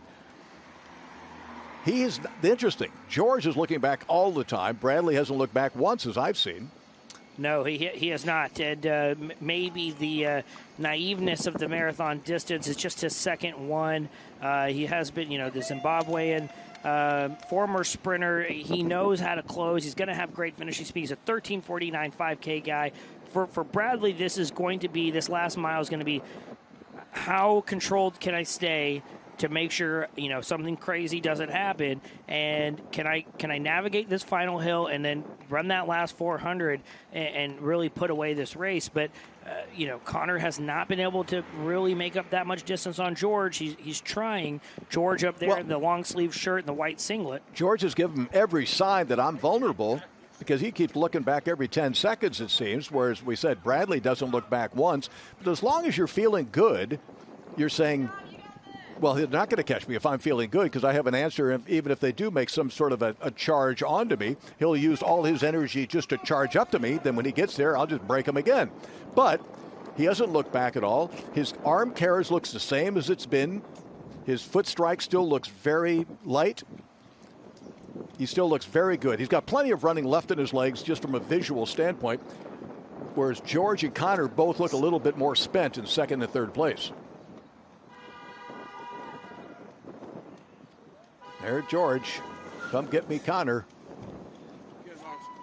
Now, the gap, the television shot makes it seem closer than it really is. As we look at our longtime women's leader, Janet Rono. Janet began her marathon career back in 2009, has a 2:26:03 personal best back in Tokyo in 2014. 2 years ago, she ran a 2:30 flat. That was her best marathon in the last couple of years. And there is no camera shot that is going to show you how far ahead she is right now, because she's got almost a 2.5 minute lead over Allison. She had a 42-second lead at 5 kilometers. Yep. And stretched it out to 2.5 minutes, where it's pretty much stayed. So she's been running right at 2:38 to 2:40 marathon pace the entire way, just running against whoever she can find on the men's side of the race. The crowds along the way giving Bradley McElroy a hand as he passes. Look, 40K at 2011-17. And we'll get a few updates here in just a couple seconds with Bradley having just crossed 40K. He ran his last 5K in 5:25 pace down Cesar Chavez. He's got about 2K left, a little bit longer than a mile. He's going to have one hill to tackle on 11th, and then it is home free to Congress Avenue and the finisher's zone, where I'm sure he is looking forward to that Domino's pizza. 16:47 for that 5K split. Going back to the 25K, 16:41, 16:48. So he's right where he's been the whole way. So that pace has not dwindled. Here's 25 miles. Boom. 2:12:06. See if we can get any sort of split on George as he passes there. And so that was 5 minutes and 36 seconds for that 25th mile. And Connor is attempting to catch up, but there's a little bit of a look for the first time, taking a left-hand turn. They're going to go up this short but steep hill very shortly. And he just took a look over his shoulder to see if there's any sign of George. And there's George making that turn right now. And you can see head down. The hill is starting a little bit. Bradley McElroy Gone to his arms just a little bit to power up that hill. Now is a little bit of a downhill. That's not the severe little uphill we're talking about. But now Connor seemingly has narrowed that gap just a little bit. Yep, they've got about 3 minutes of running left before they hit the little hill. Looks like 6 seconds. The gap is now 6 seconds between George Onyacha in second place and Connor Weaver in third. It was 10 seconds at 24 miles, so he has made up 4 seconds in that 1 mile. And he smells blood in the water. There's a hill left and a very fast finish down Congress. So, Connor, George knows the course inside and out. He's a 2-time champion, including last year's winner. I don't know how much Connor has studied the course, but if he plays his cards right, he's going to have a really good chance in this final kilometer to try to surpass George. As Bradley continues to build his lead, Bradley looks like he's going to try to win this thing by 30, 35 seconds. He's 4 seconds back now, so he is definitely making up room.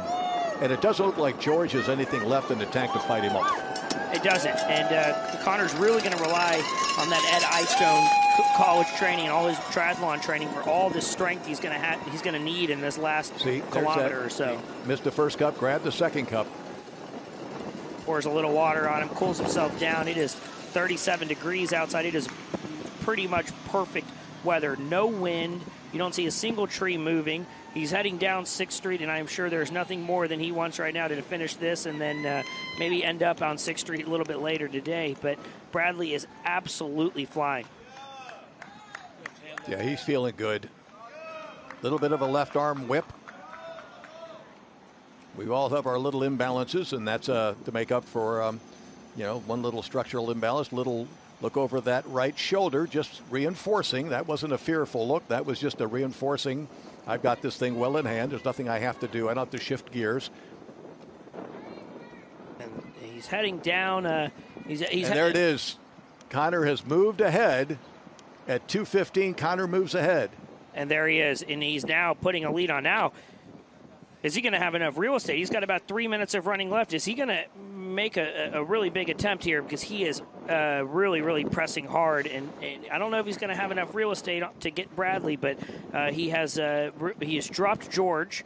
And now the question is Slim going to catch George and pass and press George Onyacha for third, which would be a podium for the local boy, and he's been really, really wanting this. So I saw Slim in the foreground a little bit ago. We're going to maybe catch him here on this turn, but Connor Weaver passes George Onyacha right around the 2 hour and 15-minute mark, and George is looking back. George is he gave it his best shot. You could see he was worried. When he had the lead, he was worried. When he got second place, he was worried. And now with good purpose. Now and George is still looking over his shoulder as Connor's got his eyes riveted on the backside of Bradley McAvoy from Zimbabwe as the clock passes 2 hours and 16 minutes. And Connor's giving it his best go here because there's about 2 minutes of running left, and he's down about 20 seconds. So well, he had at 24 miles, he was 20 seconds behind. And it doesn't look like he's going to have enough time, or not enough distance. It's hard. It's amazing. You can run out of distance in the marathon. I think this is where the hill is. That's last little turn. It is Red River to 11th, straight up 11th, and then you're just home free.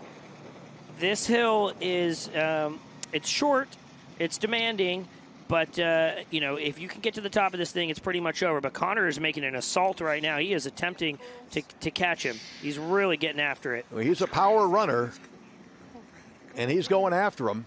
He's going to need a little bit of give on the part of Bradley, who so far doesn't look like he's willing to do so. No, Bradley looks strong, but it will be a little bit closer finish than it looked like it was going to be at mile 22. Head down. See, this is a severe little hill at this point in the course, and if you've got nothing left in your legs, which George Onyacha III doesn't, it really is really telling.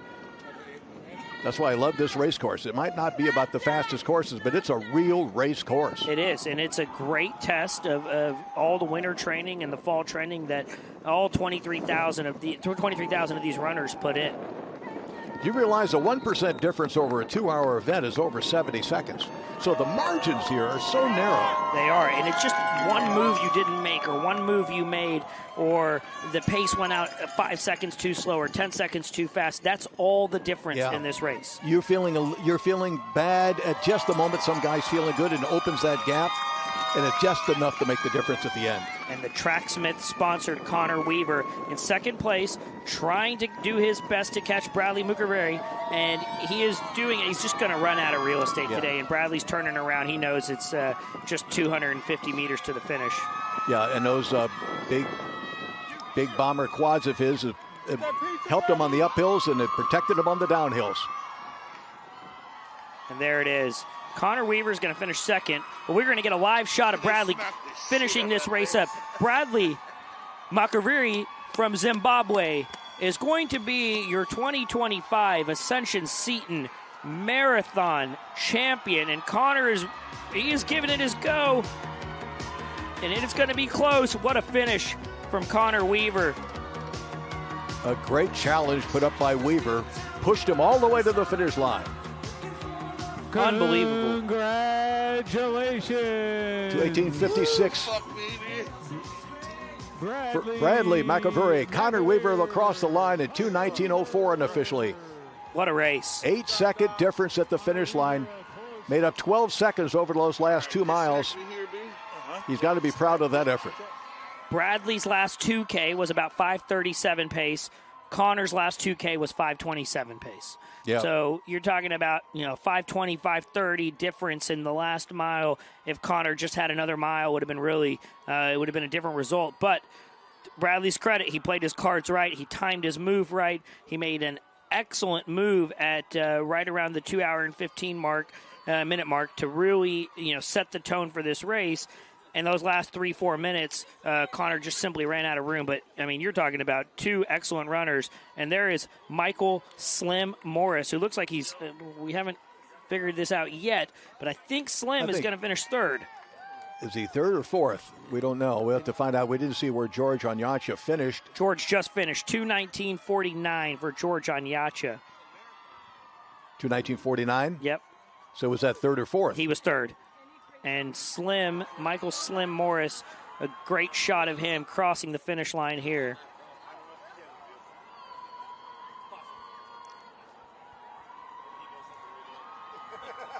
Just over 2 hours, 20 minutes.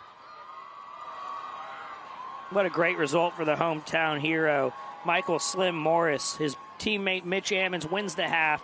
Michael Slim Morris finishes fourth place in 2:20:36.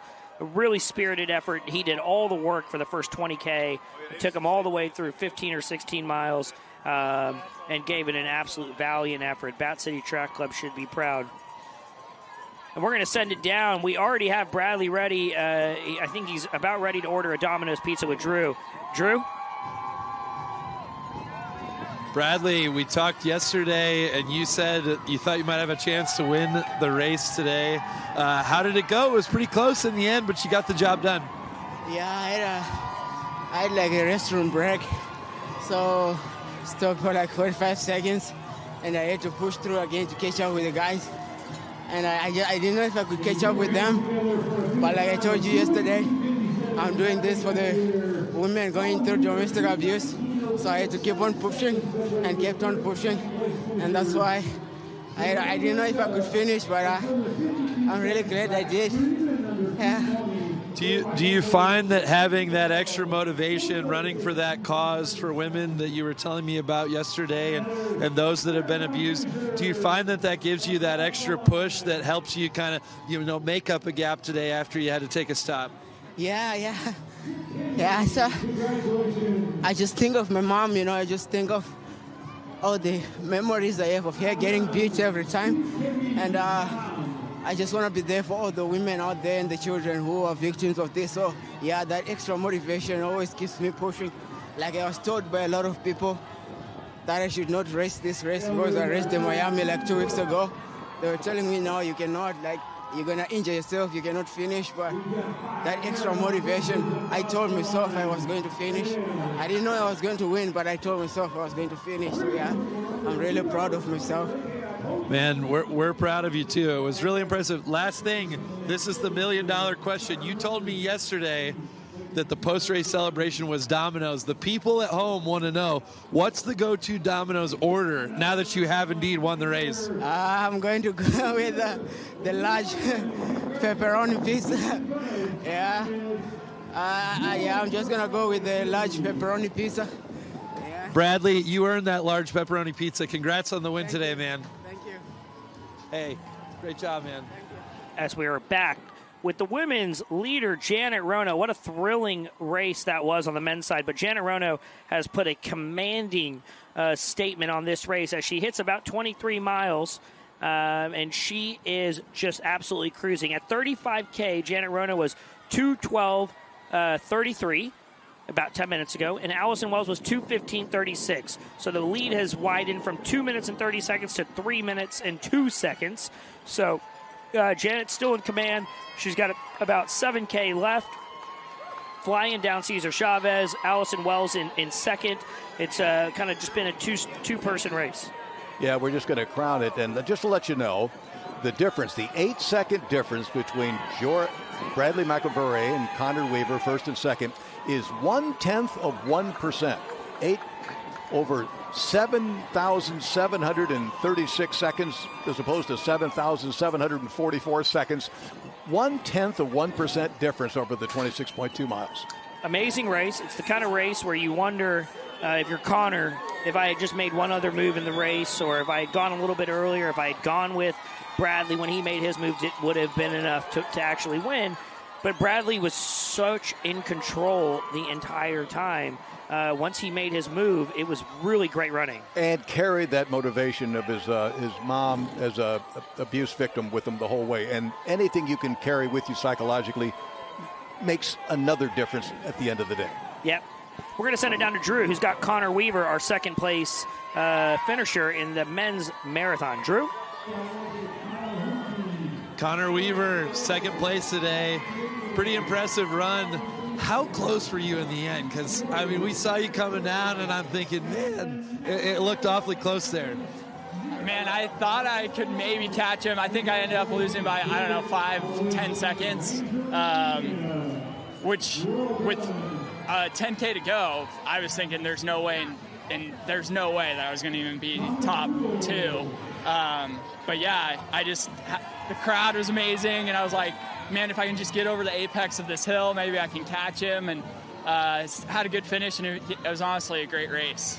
So do you take a near miss like that as kind of like, oh man, could I have done something differently? Or is it a chip on your shoulder moving forward for other competitions? I think it's a chip on my shoulder for other competitions. Honestly, I gave it everything I had. My quads and my hammies my legs felt like lead the last 10K. So I was just happy that I could muster what I did that last little bit. But yeah, I've got a whole triathlon season ahead of me, and a marathon later on in the year, either Chicago or New York. So I think this is a good way to start off the 2025 racing season, and definitely gives me a chip on my shoulder, just keeps me motivated. So how does a full marathon fit into, it's a complicated schedule, right? As a triathlete, you're doing marathons within triathlons. How does this fit into the broader scale of your year as it shapes up?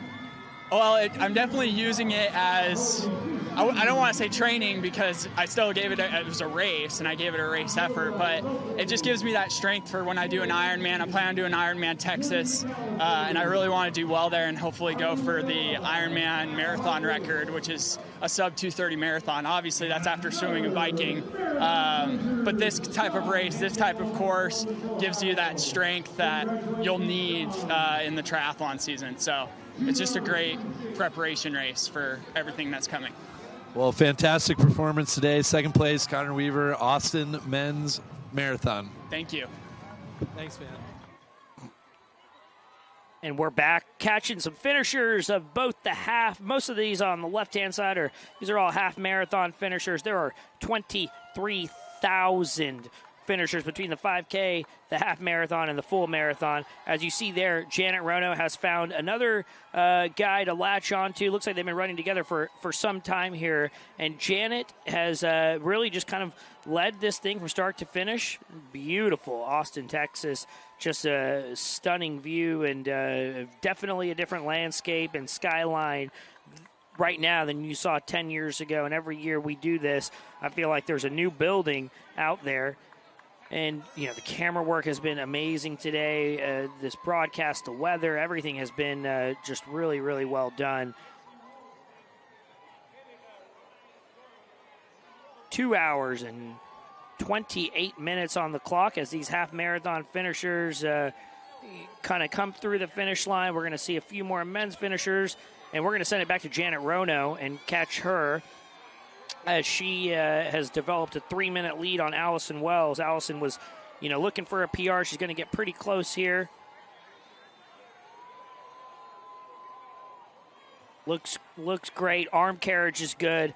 Her pace is very strong. She's just clipping along 6:10 pace, having no trouble whatsoever, and making her way down Cesar Chavez. She already passed Central Machine Works, where I know the East Side Beer Runners are out there with a huge cheer station. Going to pass another men's elite runner. We're also going to check in to see where Ben Duong is right now. Ben's needs to break 2 hours and 50 minutes to set the world record while dribbling a basketball, and he is right now on 2:51.06 pace. He's gone backwards a little bit from 30 to 35K. He started running 6:35 miles, and he really needs to be running 6:30 miles. So we will see if he can muster it together over the last little bit here. There's a whole subculture of records within the marathon. We've seen jeans. We've seen banana suits. I think we have somebody today crawling the entire marathon, a bear crawl. That could take quite some time as we see Janet Rono here, just about to make her way. She's got about 5 or so minutes of running left. And you're going to catch somebody else, it seems. Well, she was around 2:40 pace, so she might have 10 minutes of running left. And here the finishers in the half marathon continue to stream across the finish line downtown in the shadow of the Capitol.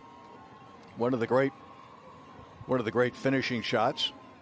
And Drew, you've got I think Michael Morris down at the finish line. How's he feeling? Slim, Mike, I'm with Michael Morris. 4th place today, hometown guy. Tell me about the race. How you feeling? I feel so good about it. I wanted to win. There can only be one winner at every race. I took my shot. I ran hard from the start, and I'm not afraid. I'm not upset with how I ran. I'm really proud of a 4th place finish today. You know, I thought what was refreshing in talking to you yesterday is the confidence with which you stated your goal, right? You were like, hey, it's my hometown race. I'm going to go for it. I know early on you were leading. When was it, like, when that race is slipping away and you know I'm not going to win this, what's that feeling like to be like, hey, I still got to hold it together and have as good an effort as possible? Yeah, the guys made a move about 21 miles in, and I just couldn't go with them. Or I didn't go with them because I was like, I'm going to come back later, really. And then they just kept going. Really, I had a great community. I kept running past friends, about spectators. I saw my wife. I saw my best friend. I had so many people that really just encouraged me, and that's literally how I got to the finish line today. Your story's pretty inspiring. Like, you've just kept going and kept getting better and kept getting better. Like, it's almost like this, you're just kind of knocking at the wall and eventually it's going to break. Tell me about the rest of the year. What other races do you have on tap? Yeah, right now it's about rest and recovery. You got to regroup at some point and take some time off and then just enjoy life. I got to be a husband at some point. I got Chicago at the end of the year, so we'll take a break, and then here in the summertime we'll start getting the work back in. Man, it's always a treat to get to talk to you and watch you run. Congrats on a great effort today. We're proud of you. Thanks, Drew.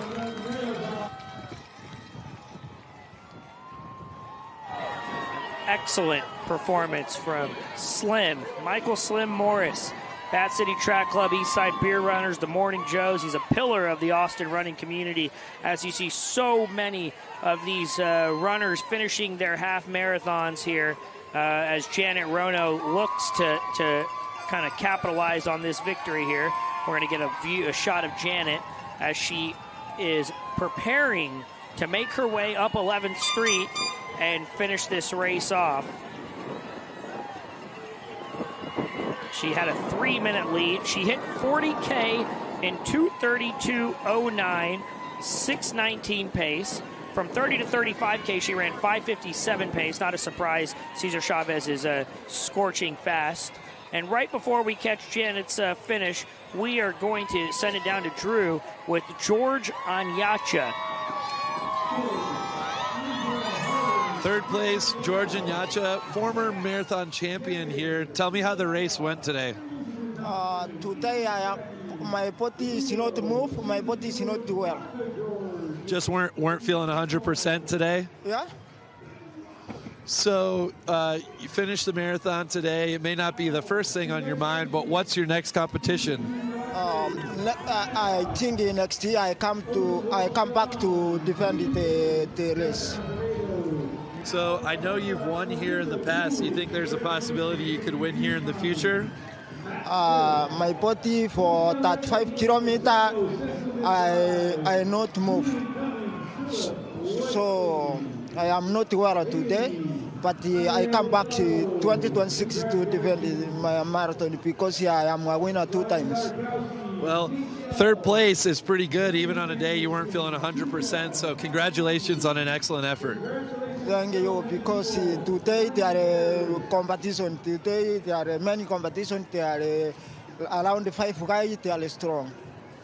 Because last year I am win this race, and first one I called this race. Last year I won when you are win this race. Last year my first one, I called this race. Yeah. My name Austin. Yeah. Yeah. Well, congrats on the great effort today. Thank you. Thank you. Yeah. You know, he was saying just there, his first child was born while he was winning the 2023 Ascension Seton Austin Marathon, and he named his son Austin. Wow. That's what he was saying. The same thing happened back in the 1990s when Cosmas Ndedi won his first Boston Marathon of 3 in a row. He named his son Boston.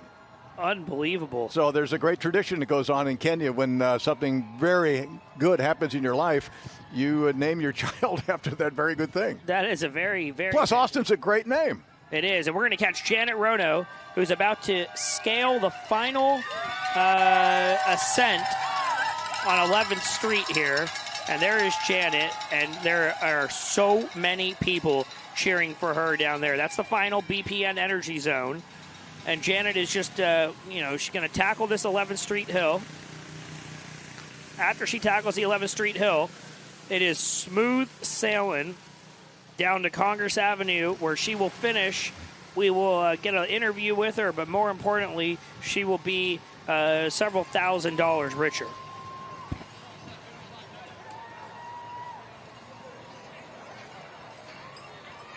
Yeah, she's had the lead from the gun. Looking at her watch is sort of what you do, I think, is you sort of see how much more time do I have to run. You sort of back time your finish. How many more minutes do I have to still be on my feet? Because she was going from 19-minute 5K splits and from 35 to 40K. It was the same thing. It was just like 19 minutes and 40 seconds. So she's pretty much maintained her effort throughout the day. Yeah, she has not wavered much at all. She's looked really good. Her arm carriage is great. Her cadence is great. She's really been rock steady from the get-go, clipping off 6-10 miles like it's nothing.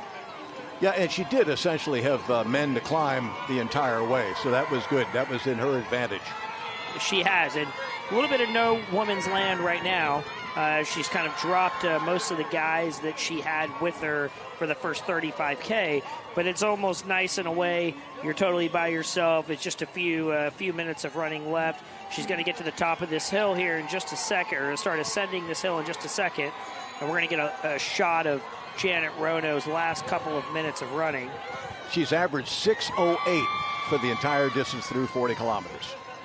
And she dropped a 6 flat 5:57 pace from 30 to 35K. So she is feeling very, very good in the sense that she has not deviated and run 6:30 miles or 6:40 miles. Been just very steady the entire way. That was the second fastest 5K split of the day. She was a 5:51, a 5K split from 5 to 10K early on, which is, we know, has a lot of downhill on it. So that 30 to 35K and 5:57 just tells you that her running is right there. She hasn't changed her arm carriage, her facial expression. She's been just rock solid the entire way. Janet Rono, who's at 40K, was 2:32.09, and Allison Wells was 2:35.12. A 3-minute difference. Janet put 30 seconds on Allison between 35K and 40K, and Janet Rono is ascending 11th Street. She began her running career in Mexico, where she won the 2009 Gran Marathon Pacifico. She then had runners-up in Culiacan and Juarez in 2010, and back-to-back wins at the Panama City Marathon and Mexicali Marathon. She's been in Hong Kong, been all over the world, been a real world traveler in her professional career, beginning in 2009, extending all the way here to 2025. That's a remarkable stretch. Longevity is the name of the game in marathoning. How many years of consistent injury-free training can you put in? And when you see someone like Janet Rono, who has managed to do that on the world stage for 12, 13 years straight, you're getting a world beater, and she's savvy and experienced enough to navigate this course, to get the win, and she's almost at the apex of this hill, as Connor Weaver said earlier. She's going to make the turn for home in about 10 seconds, and it is about to be a party in Austin. Yeah, she's somebody that knows how to manage her efforts beautifully. But she wasn't challenged today. Let's make that straight. She didn't have a challenge on her hands, but in that sense, she challenged herself, and she's done a great. Last year, she ran 2:43 in Torino, in Italy. She ran 2:36, a 10th place in April of last year in Rabat, Morocco. She took 3rd place in Torino, by the way, in December. So that was her last race, 2:43, and she's going to beat that by several minutes here in Austin today. And more importantly, she's going to take the top step on the podium. She is, and and there she goes, Janet Rono, making the turn for home. We're going to catch her entire finish as she hits Congress Avenue with the Capitol in the background. With some of these guys that have been helping her out throughout the whole morning, right around 2:40.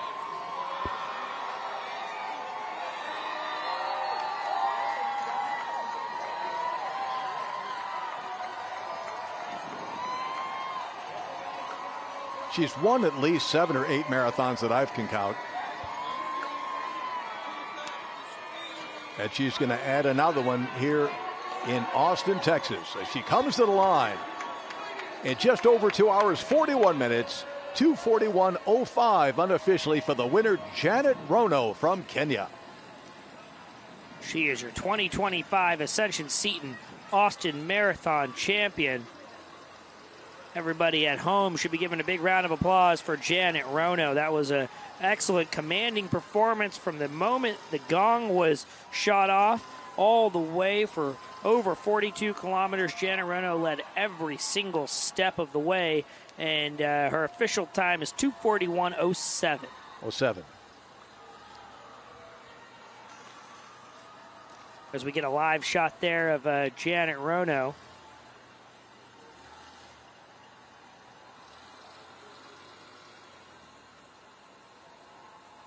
So that's her first victory in at least 3 years.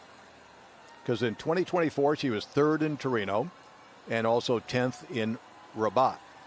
In 2023, she was 9th in Istanbul and 3rd in Zurich. And in 2022, she was 6th in Guadalajara.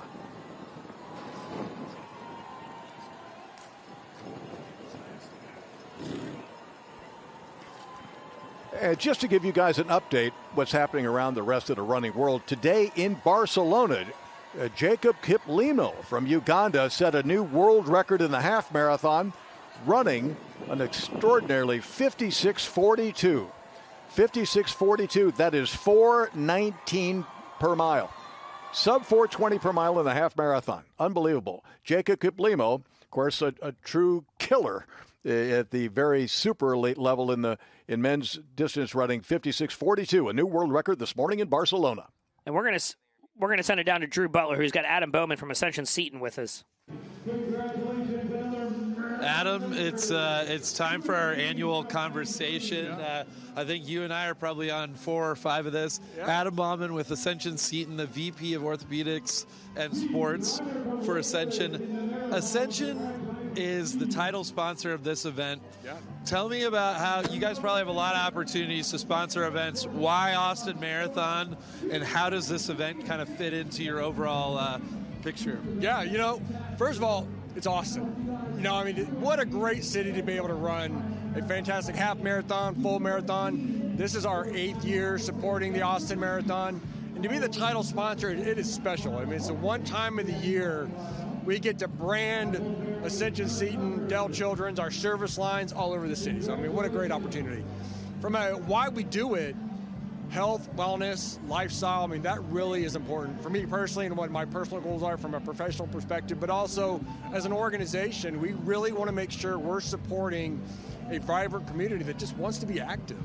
And what a better way than the Austin Marathon. Maybe we can do the marathon, the half, the 5K, and all the different things they do for the weekend.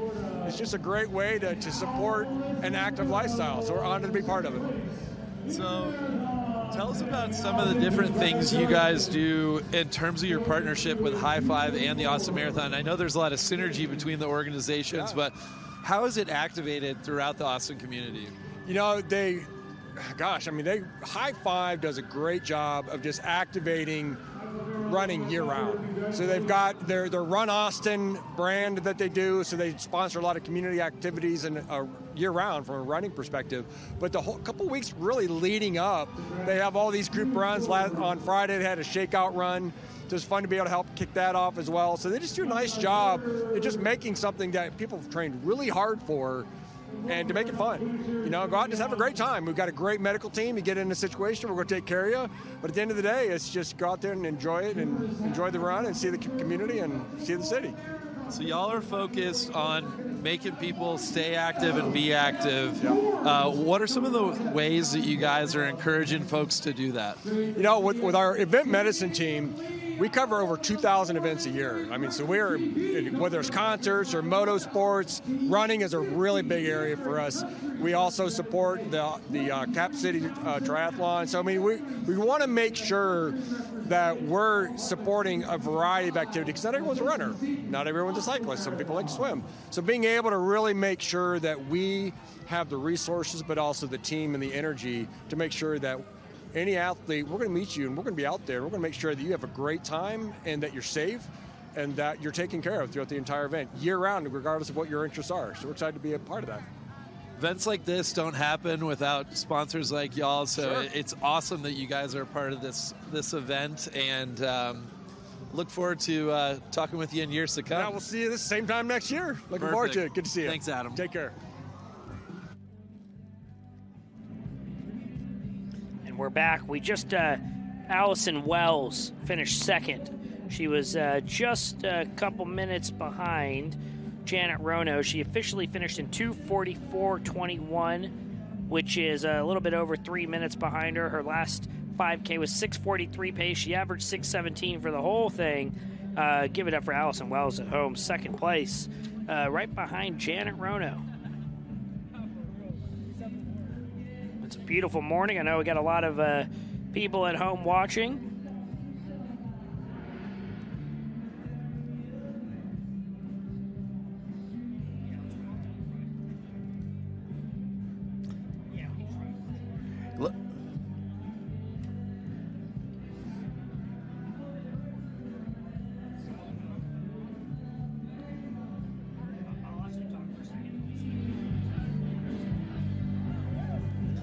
beautiful morning in Austin, Texas, and we have a great stream, a great coverage of this race. I know we got a lot of people at home watching, getting some text from all the Bowie Bulldogs back at home, Michael, Robbie, Andrew, Kyle Huffman. We got really nice, getting a lot of good feedback at home for how great this coverage is. An overview, the finish line, the finish zone. We are going to find Alonzo here in a minute, who's going to get us something lined up in the finish zone. We're only as good as the pictures we're given. I mean, the pictures today were phenomenal. We just had a great lead pack coverage on both the men's and women's side. So we want to give congratulations to all our crew working out there under actually pretty good conditions for everyone concerned today. Yeah, absolutely. And this race is very special, right? I mean, this is the biggest event in the year, as we talked about to so many people this morning, the shakeout runs that we have, every group in town, the number of running groups in town. We got 40, 50 groups. They have 100-plus people in there, and it is a really special event. High Five Events, the Austin Marathon, they do such a great job. And we're going to send it down to Drew, who's got our second-place finisher, Allison Wells, right on tap. Drew? Allison, we talked yesterday. Pretty awesome effort, second place. Tell me how it went. Thank you. Yeah, it's a tough one.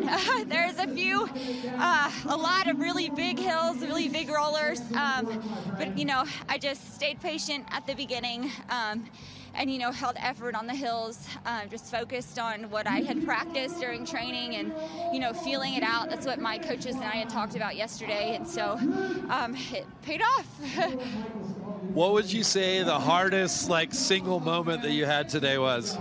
Hardest single moment? Oh my gosh, the 11th Street Hill, honestly. There's definitely harder moments before that, but the hardest was that hill at the very end. And, what got me through it was knowing that it was down on the other end. And, all the way, I think of a moment all the way back in high school where my coach said, no matter how hard the climb is, think about the view from the top. And that was definitely one of my mantras today. Yeah. And especially up that hill, I just kept thinking, just push up it, just push up it. I felt like I was nearly walking up it at that point, but I was like, when you're at the top, when you crest it, you'll just go down from there. So. Well, I just love, you have an energy to you and an excitement and stuff like that. So I've enjoyed talking to you these last couple days because it's there's so much positivity with your running. Is that something that you kind of channel, or is that just your natural personality? A little of both, I think. I've always been just positive, kind of optimistic. I think that's a really, I attribute that to a God-given gift, really, just to see the joy in everything. And I think that's what he wants for us. And that's, I know what he wants from me. And if I can glorify him doing this, I definitely just want to give or let the gift that he's given me shine through and let him shine through that. And I think that's just through joy and positivity. And, a lot of my the people I look up to as far as professionals go, Kira D'Amato, Emma Bates, Sarah Hall, they all have smiles on their faces in races, and they all just have that fun atmosphere about them. So I try and channel that, and I'm thankful for their inspiration and just the joy of the Lord. So yeah. Well, fantastic effort today. Second place, Austin Marathon. Well done. Thank you so much. Thank you, Drew. Paris, that life is self-fulfilling prophecy. How well you think you're going to do leads to how well you will do. And if you get down on yourself, down you'll go. And so you got to keep that, especially the marathon. You get that, you feel like you're really suffering and it hurts, and those hills are tough. Like Allison was saying, especially at 11th Street Hill, it's a brute, especially where it comes. But if you just keep that positive attitude, you can get past it and you can get through it. And that's the lesson that you learn by testing yourself at the end of your grasp. It is. And look, there is no marathon course in the world that is perfectly flat, right? Every city has some undulation to it. I don't know about Berlin, though. Berlin's pretty darn flat. Dubai is dead flat. That is true. But, it's 26 miles of running. So you're going to have bad patches. You're going to have good patches. It does not matter, what you're going through running-wise, life-wise. It's a great metaphor for life to be able to do a half, to be able to do a full, and to really test how strong you are as a person. And Allison just gave a great interview there about finding joy in everything. No, exactly. But I think that's why people get not just hooked on the game, but I think they get hooked on the people in the game. Because, I mean, I always like to say running is like 98.6% a-hole free. Yeah. I mean, this is a good group of people. I mean, they're positive. You know that they can work toward a goal. You know, they're good with time management. You know, and that's what we're finding more and more, that young people are getting involved in running clubs, not only for the social interaction, but the social interaction with people of like minds who have that positive outlook on life, that can do it. Or even at the beginning, when you don't think you're able to do it, and then you overcome that and you do it, then you start reconsidering what else you don't think you can do. And that sort of opens up the world to you from a post-personal relationship standpoint, from your job standpoint, from an educational standpoint. It's a great thing to get into for the what you learn about yourself and the camaraderie that you feel with others. Absolutely. We're going to send it down to a quick commercial break with our presenting sponsor. At Ascension Seton, we're committed to being your first choice for healthcare in Austin. We deliver advanced neurosurgical and spine care and are the only heart transplant program in the region. Women choose us for comprehensive care, and parents in Central Texas trust Dell Children's for the most pediatric specialty care. And we also excel in the things that can't be measured. Listening more closely, caring more compassionately. The ultimate college fan experience is now here. Head to FloCollege.com to watch more than 12,000 college sporting events from 12 different conferences all in one place. FloCollege.com. Perfect morning here in Austin, Texas for the 33rd running of the Ascension Seton Austin Marathon and Half Marathon. The streets look empty on this view, but not at this one.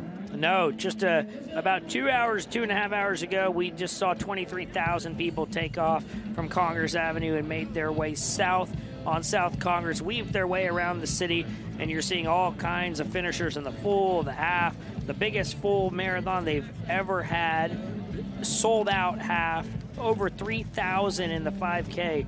If you are looking for a race, you will not find a bigger and more fun and a bigger party atmosphere than this race. We got a great course. We have great operations and logistics. It's safe. Ascension Seton is a presenting sponsor. If something happens on the course, you know you'll be taken care of with top quality medical providers. And this whole morning, from the VIP tent to the 8-beer finish zone, the Tito's vodka, it is truly a celebration of running. Get a PR, go to the finisher zone, have some fun, and in just a second, we're going to send it down to Alonzo, who's got some finishers with us. We're going to try to find him. And just to give you just a quick recap, Bradley Macavire from Zimbabwe won today's men's elite competition at 2:18:57. Second place, Connor Weaver from Dallas, Texas, out of BYU, just 7 seconds back in 2:19:04. George Anyanja, our two-time defending champion, in third place in 2:19:49, and Michael Slim Morris from here in Austin in fourth place in 2 hours 20 and 37 seconds as the first person sort of goes down at the finish line, but makes it up and crosses the line in time. Janet Rono from Kenya winning the women's title in 2:41:07, with Allison Wells in second place at 2:44:21.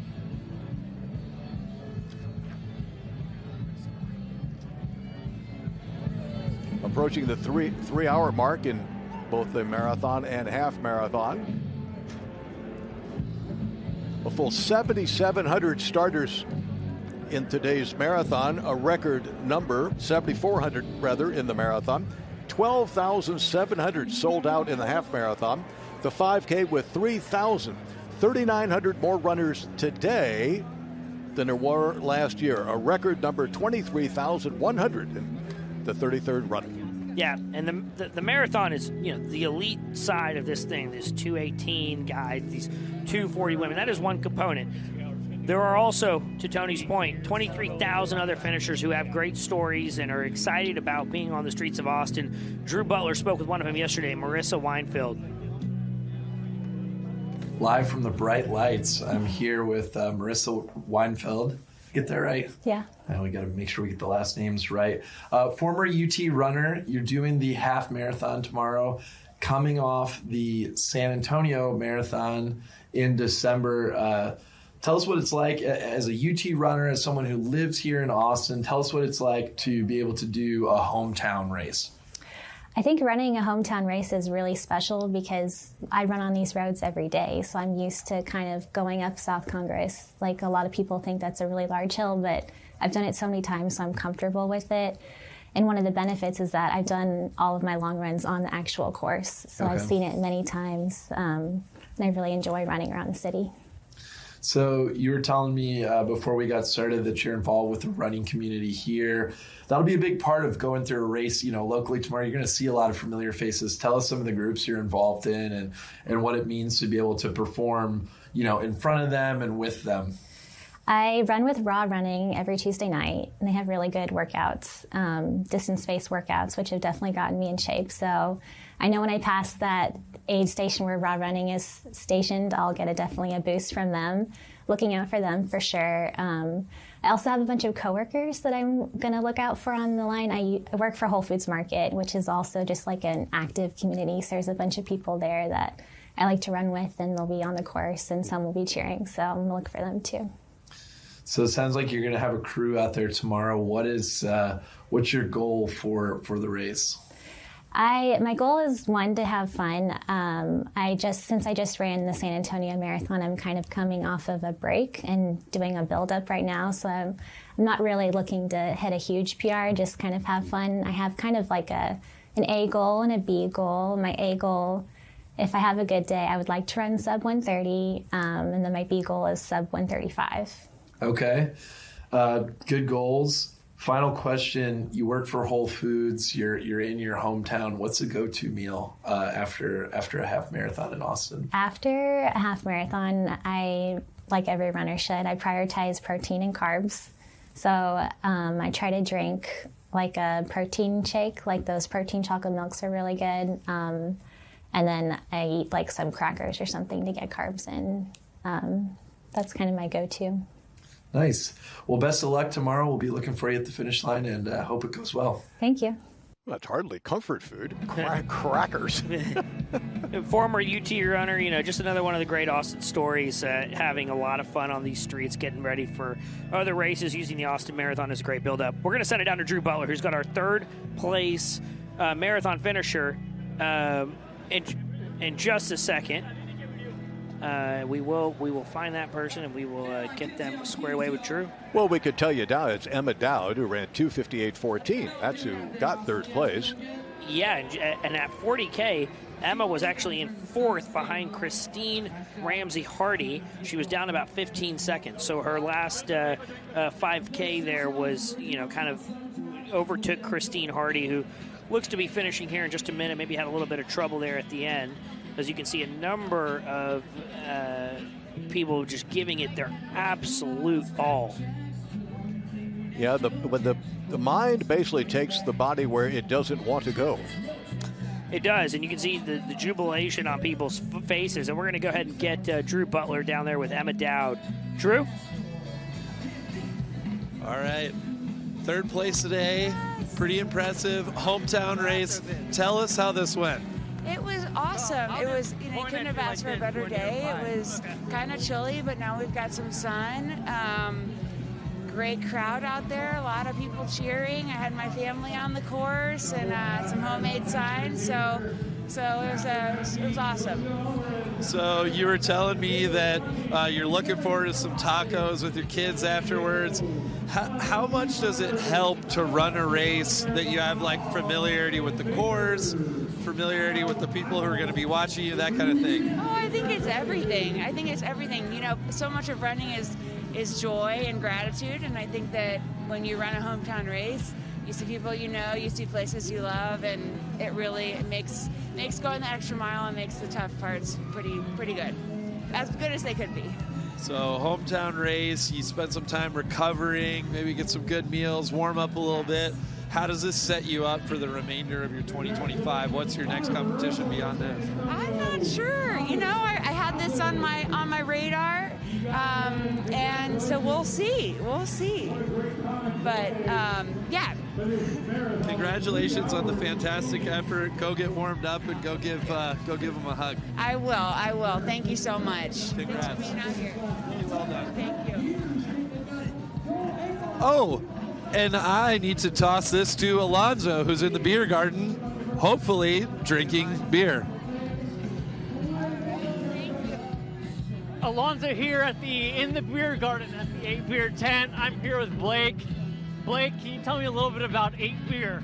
Absolutely, yeah. So we're this will be our 4th year in market. We're based here in Austin, Texas, and we do our light lager. So it's 90 calories, 2.6 carbs, 4% alcohol. But our biggest thing is that we don't do any extra ingredients. So there's no corn syrup, sugar, rice fillers. 4 ingredients. It's just really clean, great tasting light beer. So.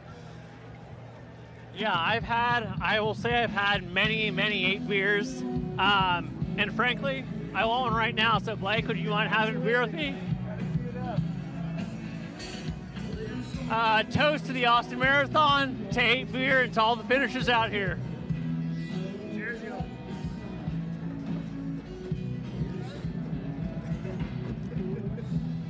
Alonzo with the tough duty. Yeah, Alonzo's got a really tough morning. I think I've seen him drink a screwdriver and an 8 Beer so far, and I suspect there are a few more concoctions that he's got going for us down there. What a beautiful morning.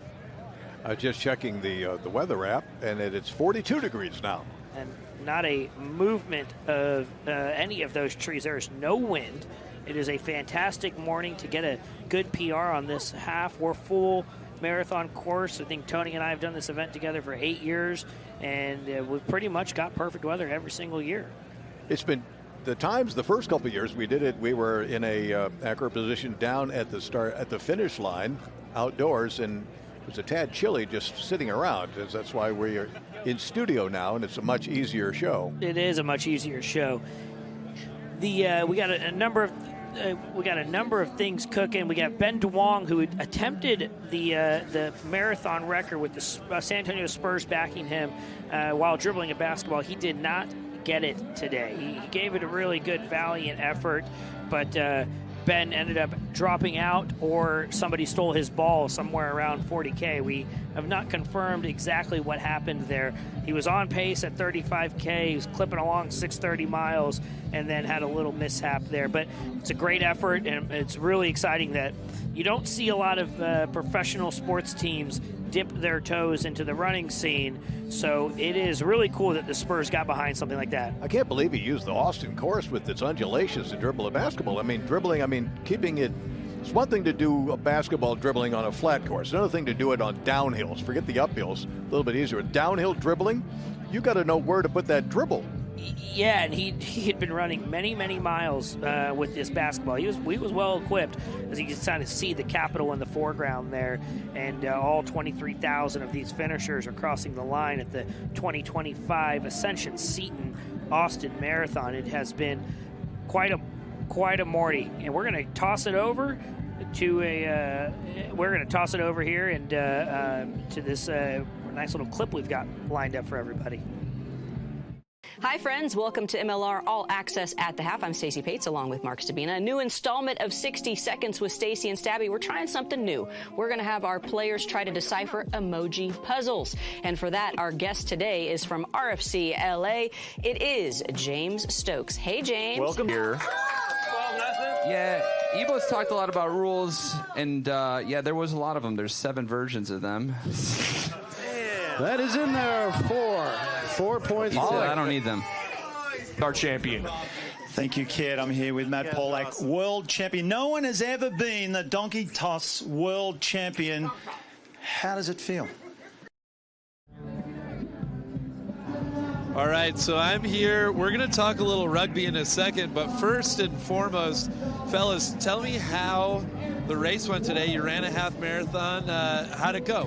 Yeah, and I was a little disappointed because I was supposed to run the marathon, but I took a wrong turn at about the halfway point, and then before I know it, I've crossed this half marathon thing. But you know, I think it was a good thing. And all I want to say is I'm happy I only did the half. Okay, so we got one satisfied customer, one who's not sure what the case is. I'm kidding. So you all are involved with Major League Rugby. Tell me, Major League Rugby, what is it? And just if you could give us a synopsis on it and why you're here in Austin today. Yeah, it's a professional league here in America. We're in our 8th season, which is incredible. Cities all over the country. There's 11 teams in 2025, and it's professional. You got players from all over the world coming into America, playing great rugby, and we had the kickoff of round 1 for this season last night. This guy produces the shows. I'm lucky enough to commentate. That's probably why I've lost my voice. We had an exciting round 1 last night, and just a little run in between games. So we're now, you guys are runners. You're involved in Major League. No, we're not. You're involved in Major League Rugby, and then I was told to ask you about dunk toss. Tell me about that. Oh, dunk toss, yes. It's the next big sport to sweep the nation. It'll be on all the major networks soon. Everyone will be doing it. You basically get an inflatable donkey. You got to throw it, and it's got to land in certain positions. You get points. And actually, this is why I ran today, because I'm in training for the world champion dunk toss. I'm coming after it. I didn't win this year, but I'm going to get it, and it starts here on the pavement.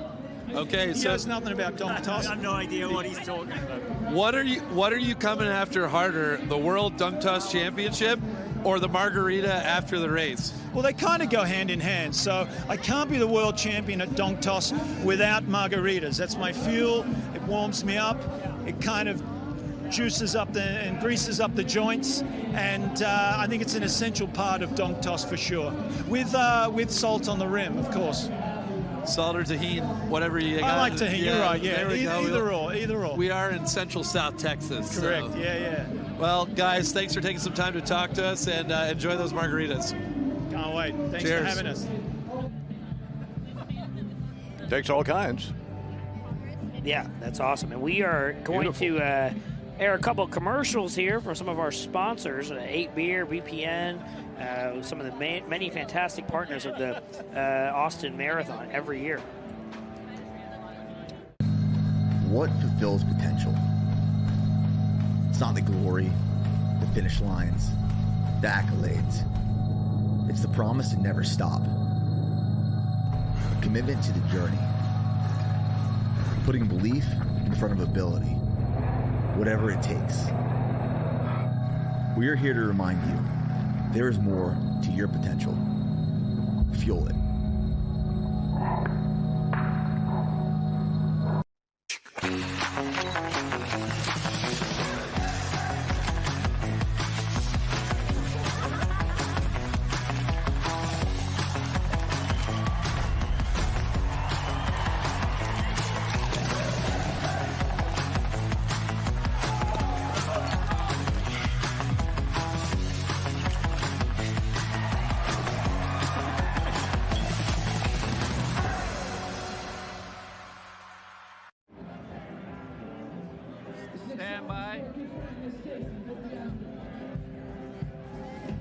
All right, and we have Alonso in the finisher zone.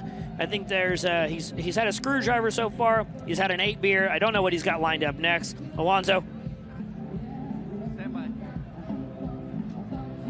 Alonso here with Catherine McBee, half marathon finisher. Catherine, can you tell me a little bit about your race? Sure. It was much colder than I was anticipating, but the sun came out and ended up being a beautiful race. There's some crazy hills at the end, and it was really challenging, but the spectators along the side really made it a fun race, and I wanted to give a shout out to my favorite spectator, a man on a hill on South Congress playing the recorder professionally. It really helped me keep going.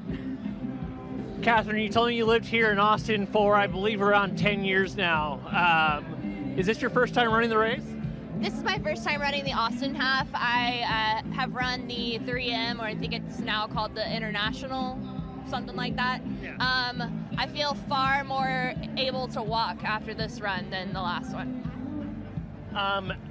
As a first-time runner for the Austin Marathon, do you have any takeaways that you'd like to give to your friends out there who might be looking to run a race? Sure. Definitely look at the route and maybe run it once beforehand. I did not know. My brother told me that infield was going to be really rough with all the hills, but there was no way of knowing. I was shocked by how challenging the hills were. I thought about giving up, but there's too many people watching. It would have been embarrassing. You had some not so kind words for the hills, but you really held your tongue to this interview, which we really appreciate. Catherine, any last words for the FloTrack viewers out there? Yeah, if you've not done a race before, I would highly recommend it. The experience of being with this many people in such a beautiful city and being amongst people who are doing something really challenging is incredible. There's nothing quite like it. ATX, ATX, ATX, ATX, ATX. Alonzo's always got something good for us. And we are going to send it down really quickly to Drew Butler, who's got another Drew, and hopefully I will not get embarrassed on camera again this year. Drew? All right, Drew Squared coming to you live. I am with Drew Hayes, who is with the Austin Sports Commission. Drew, we talked a little bit yesterday about some of the things that you guys do in the community. One of the things I wanted to kind of highlight today is just like the economic impact that this event has. 23,000 runners. I mean, we're looking around.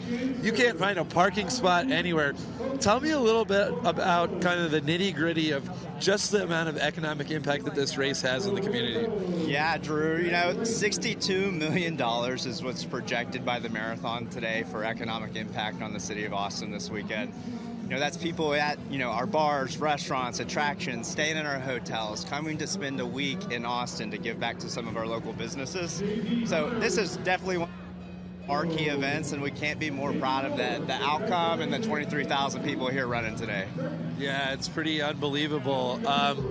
When you look at future events to be excited about here in Austin, I know we talked about it a little bit yesterday, but for anyone who may not have caught it earlier, you guys are in the busy season. Tell me about what's coming up. Yeah, just this month alone, we have our WTA Austin Open, our women's professional tennis event, the Spurs 2 regular season NBA games actually next week, and then NASCAR at COTA wraps it up for the end of the month. But if you look to the future, this summer we have a large esports, it's called the Blast TV Austin Major, and then the Major League Soccer All-Star Game in July. So busy calendar of events for Austin, but kicking it off right here with the marathon's always great. Well, it's a great time to be a sports fan. And I did want to point out, we talked yesterday and I liked your hat, and so you brought me one today. I really appreciate it. Another thing that you were telling me when you talk about looking forward is that Paris had agreed to finally shave his head. So I thought maybe on camera we could just maybe see if you'd be willing to get him a hat as well. Yeah, actually, I actually got him a hat earlier, and if he's not wearing it on the broadcast, we need to know time and location we're shaving his head. So Paris, let us know, baby. I don't even know what to say to that. We may be banning Drew Hayes from any future interviews live. Speaking of economic impact, we did get a chance to sit down with Nate Strathoff yesterday, and Alonzo got to talk to him a couple minutes about what kind of economic impact this race really does bring to small businesses. Alonzo Rodriguez here with Nate Strathoff. Nate, can you tell us a little bit about yourself?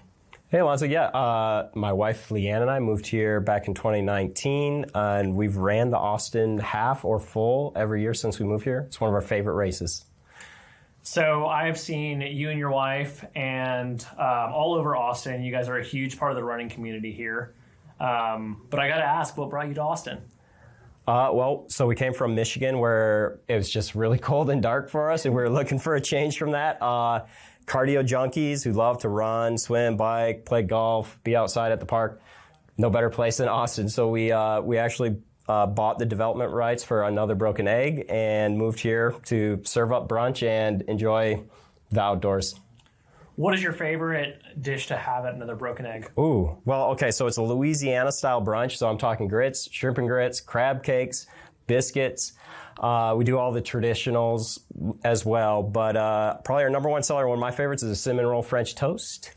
But we French toast pound cake, and actually, if you can slice it, we probably French toast it at this point. Yeah.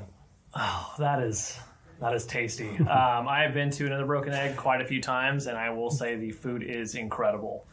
What kind of impact, what kind of economic impact does an event like the Austin Marathon have on a local restaurant?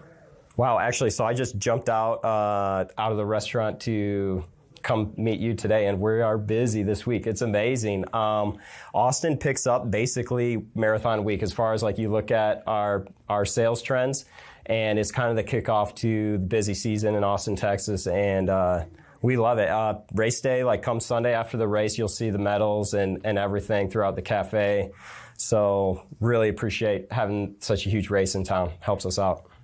All right, well, you're making me really hungry. I haven't had lunch yet, but I do want to ask you before you go, what does a perfect marathon look like to you tomorrow? Wow, so this race I do whether I'm ready or not, and I'm definitely not ready this year. Had a baby just 3 months ago, so that kind of impeded my training. But start slow, finish fast, have a good time.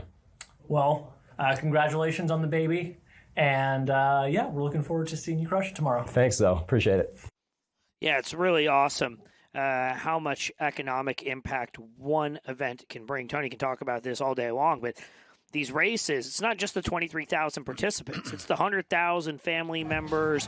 It's the getting up early. Got all kinds of bars and restaurants that open up early on Sunday just to serve all 100,000 people along the race course, kids, and all that. It is really, really fun. And in just a second, we're going to send it down to Alonzo, but Tony's got something real quick. Well, no, just for I mean, look at New York City, Boston, Chicago, Los Angeles, Honolulu, Austin. It goes on and on and on. These marathons are often the largest, basically, convention event of the year in these towns. They're certainly top three. I mean, I know for the majors, it is by far the largest money generator for these cities. So this is the one sport where we don't own the venue. Yep. You know, this is public streets, and you have to be able to show why you should close these streets down for as long as they do. And one obvious fact is this economic impact, and then you go to the charity fundraising element, which is another whole, positive end of all these major marathons. Over the course of a year, over $1 billion, with the B, $1 billion is raised through running events for charities throughout the United States. I mean, it is an enormous impact in the lives of so many people, not just the 23,000 people who get all the health and psychological benefits from doing this themselves, but all the ripple effect of the marathon spreads throughout the United States and these communities. It absolutely does. And we're going to send it down to Alonzo right now, who has some San Antonio Spurs friends with him. What was that? Go ahead. All right, Alonzo? All right, so we are here at the San Antonio Spurs activation. We've got a half court over here if people are shooting hoops. We've also got a DJ as well. And we got all kinds of Spurs gear as well. I'm here with Hannah Tortolot. I'm here with Anna. Anna, can you tell me a little bit about the Spurs Fit Club? Yeah, so as part of our presence in Austin, we've had intentional continued efforts here over the last couple of seasons. And so it's not completely out yet, but here in a couple of months, we're going to fully debut the Spurs Fit Club, and it will just be something that's open to the Austin community to kind of tie in our athletic sports background and bring a little bit more to Austin, a community that's crazy about fitness.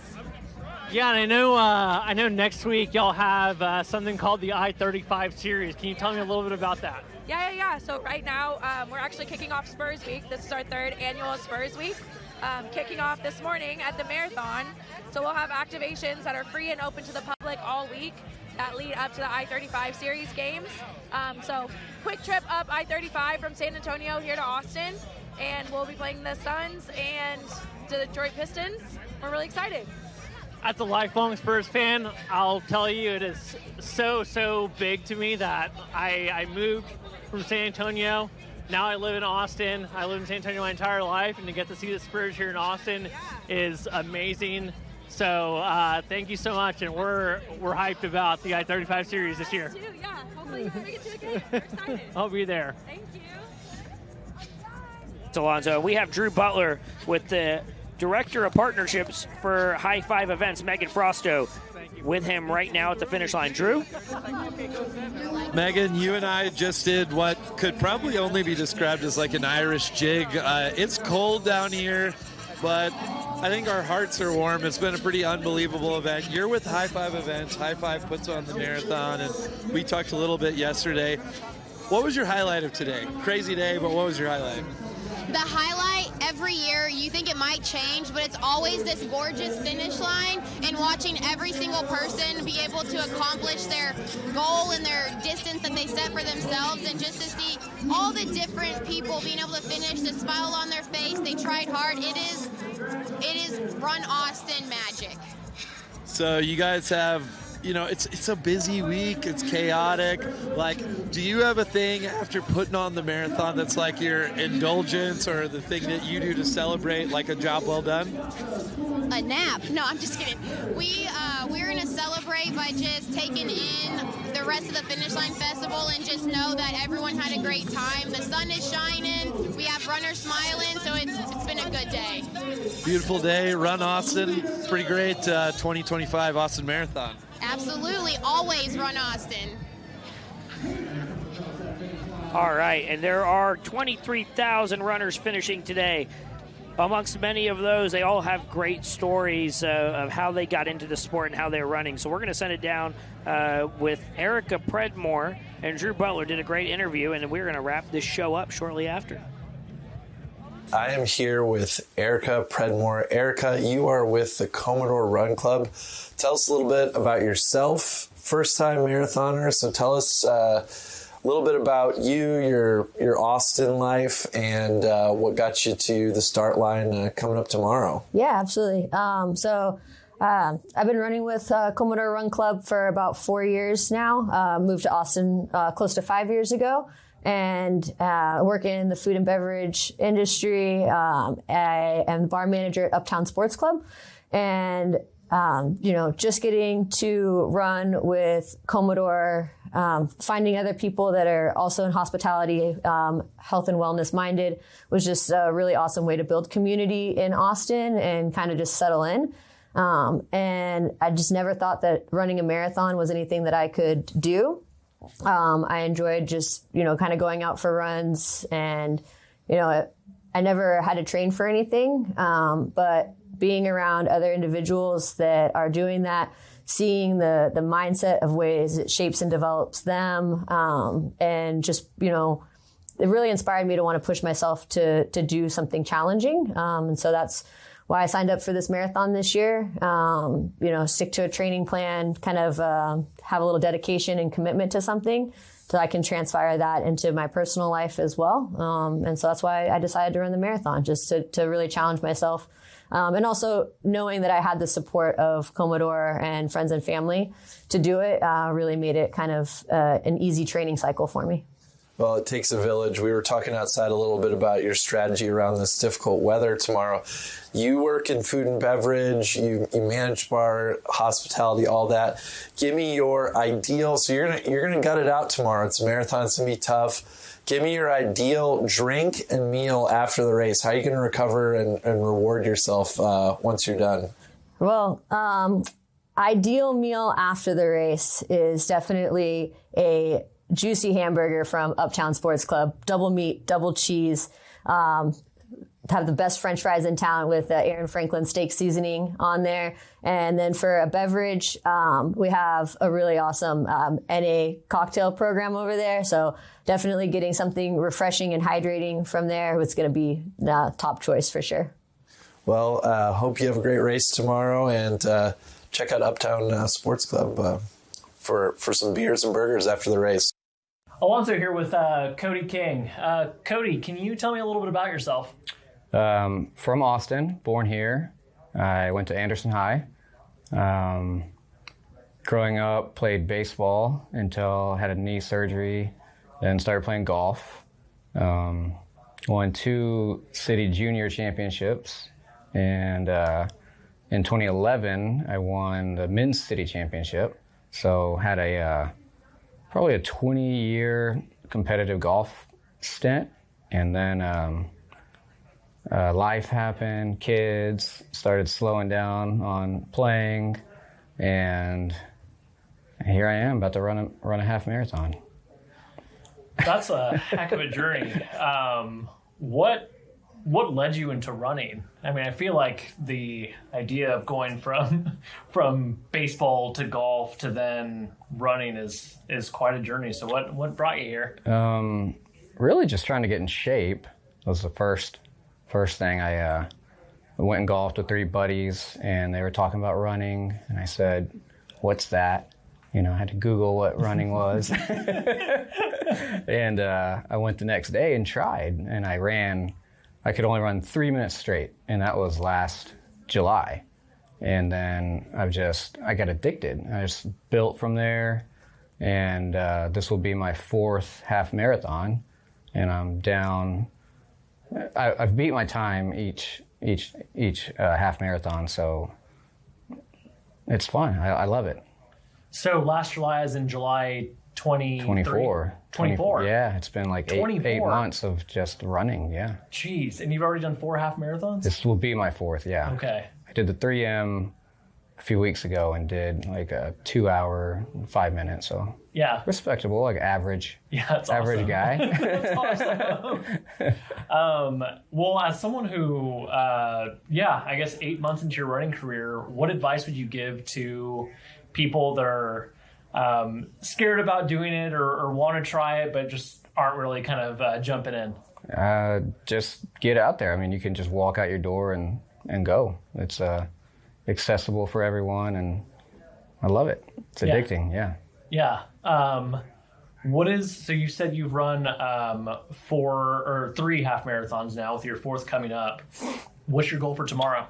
Well, to beat my last one, keep the streak going. So under 2 hours maybe would be the goal. Yeah. I know the course is hilly, but I'm gonna give it my all. I'm pumped. Well, we're pulling for you. Appreciate it.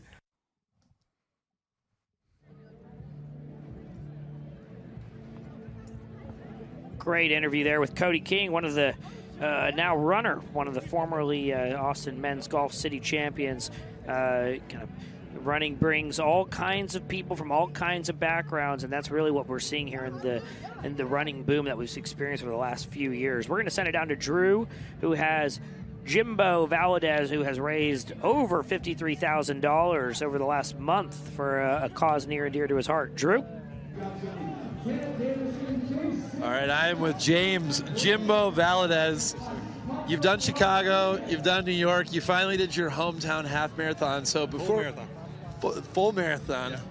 Yeah. Tell me about how the race went today. It was great. I went out pretty conservatively. I was thinking I was going to run a 3:30, and I found myself running with the 3:25 group and was able to stay the whole way with them. So they did a great job pacing, and it was a really supportive race. Loved running the hometown marathon finally, and felt like I had a lot of support from the crowd. So for those who haven't heard or don't know, you raised a bunch of money for some causes near and dear to your heart. Tell us about those. Tell us how much money you raised and some of your why today. Yeah, absolutely. So a lot of the reason why I wanted to run this race this year specifically was to raise funds and awareness for the Carla P. Valadez and R.C. Beal Neuro Endowment at Del Seton Medical Center. So in 2018, I lost my mom to brain cancer. And in 2022, a very close friend of mine had a traumatic brain injury and actually received care at Del Seton Medical Center, specifically at the Neurocritical Care Unit, or the NCCU. And so the funds that we're raising are going to be put in an endowment at the Seton Foundation and earmarked specifically to go towards the NCCU for the area of greatest need for that wing. Does that make it a little bit, it's an unbelievable story. Does it make it a little bit easier when you have those difficult moments in a race, knowing that like it's not just about you and that you've got this amazing cause that you're out there doing it for? Absolutely. And, you know, once I crossed underneath 35 and into downtown with about a mile and a half to go, as soon as I hit Red River, I could see the hospital for the last mile of the race. So, I mean, it was a great moment there just to find that motivation that I needed to finish the race. So I've asked a few people this. Go-to, the race is done. Food, drink, whatever. What's your go-to? The race is over. It's time to celebrate. What are you going to have? I'll probably have, some margaritas and some enchiladas or something tonight with some friends. Beautiful. Well, congrats, man. Awesome race today. Absolutely. Thank you so much for having me. Thanks, dude. Appreciate you. Thanks so much. It's all obviously amazing. We talked earlier about the economic impact, the charitable impact, what one person can do, what the whole community can do, and $53,000 for Ascension Seton is nothing to sniff at. Good job today, Jimbo. We're going to send it down to Alonso one final time today. He gave everybody a taste of what that finisher zone is all day. He got drinks, he shot hoops, and for the final time, Alonso Rodriguez. Alonso Rodriguez here with Jordan of the Austin Sports Commission. The first thing I thought of when I saw this was hot dog, look at this hot rod. Can you tell me a little bit about this car? Yeah, absolutely. So this is a 2023 replica of the Formula One car that drives out at COTA, the Circuit of the Americas here in Austin.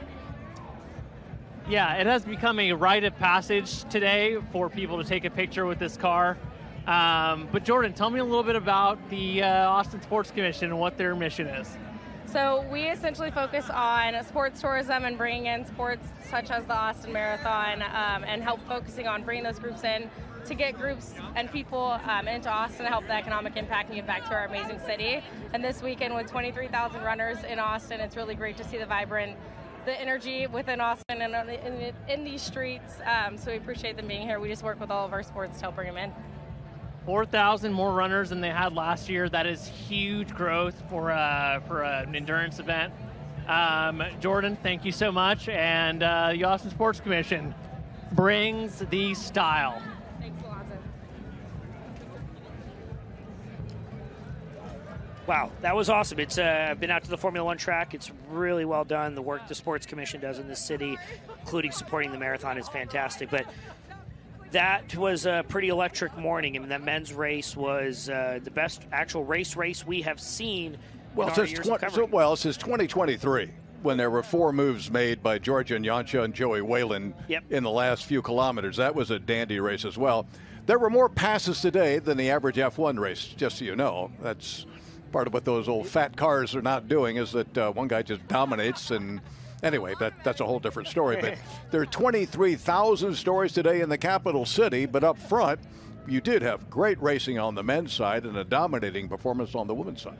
Yeah. What was your favorite takeaway from both of those two races? It's hard to three-peat. Georgian Yansha came in here looking to make it a three-peat here in Austin, and he couldn't get it done. Made a great attempt at it. He made the move at halfway to break that 5-man pack open. He actually had a 3 or 4 second lead, but couldn't hold it. And then Bradley McAvure, he got actually dropped a little bit just past the halfway mark. By 25 kilometers, he was back in the pack. And then after 30K, when George made another attempt to break the pack and win the race, he was the first guy to answer that challenge and then one-upped him. And at the end, he was able to hold off not only George, but also Connor Weaver, who actually passed George in the final kilometer to take second place.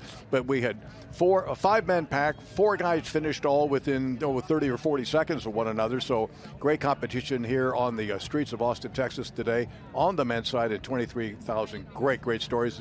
We've heard a lot of them, but there's many more left untold. That's right. And I really loved seeing Slim, Michael Morris, take such control of the race early and give himself a really great chance at potentially being a hometown hero today. He finished 4th, but there is nothing to sneeze at there. He gave it a really spirited attempt. Watching Mitch Ammons capture his first half marathon victory, and then Janet Rono was just clockwork out there today. She was unwavering, rock solid, completely steady and total control from the moment the gong was shot. Right, and I appreciate very much Gabby Thomas, who was who hit that gong to start things off. She had a fabulous pre-race talk, really motivating this crowd to run as they could, as only an Olympic champion could, and she gave a great talk. And so, bless your heart, Gabby Thomas, and good luck ahead in 2025 for you as well. And We want to thank everyone for joining us here at FloTrack today for the 33rd running of the Ascension Seton Austin Marathon and Half Marathon. Great working with you again, for Paris for the 8th year. Yeah, it was fun, as always.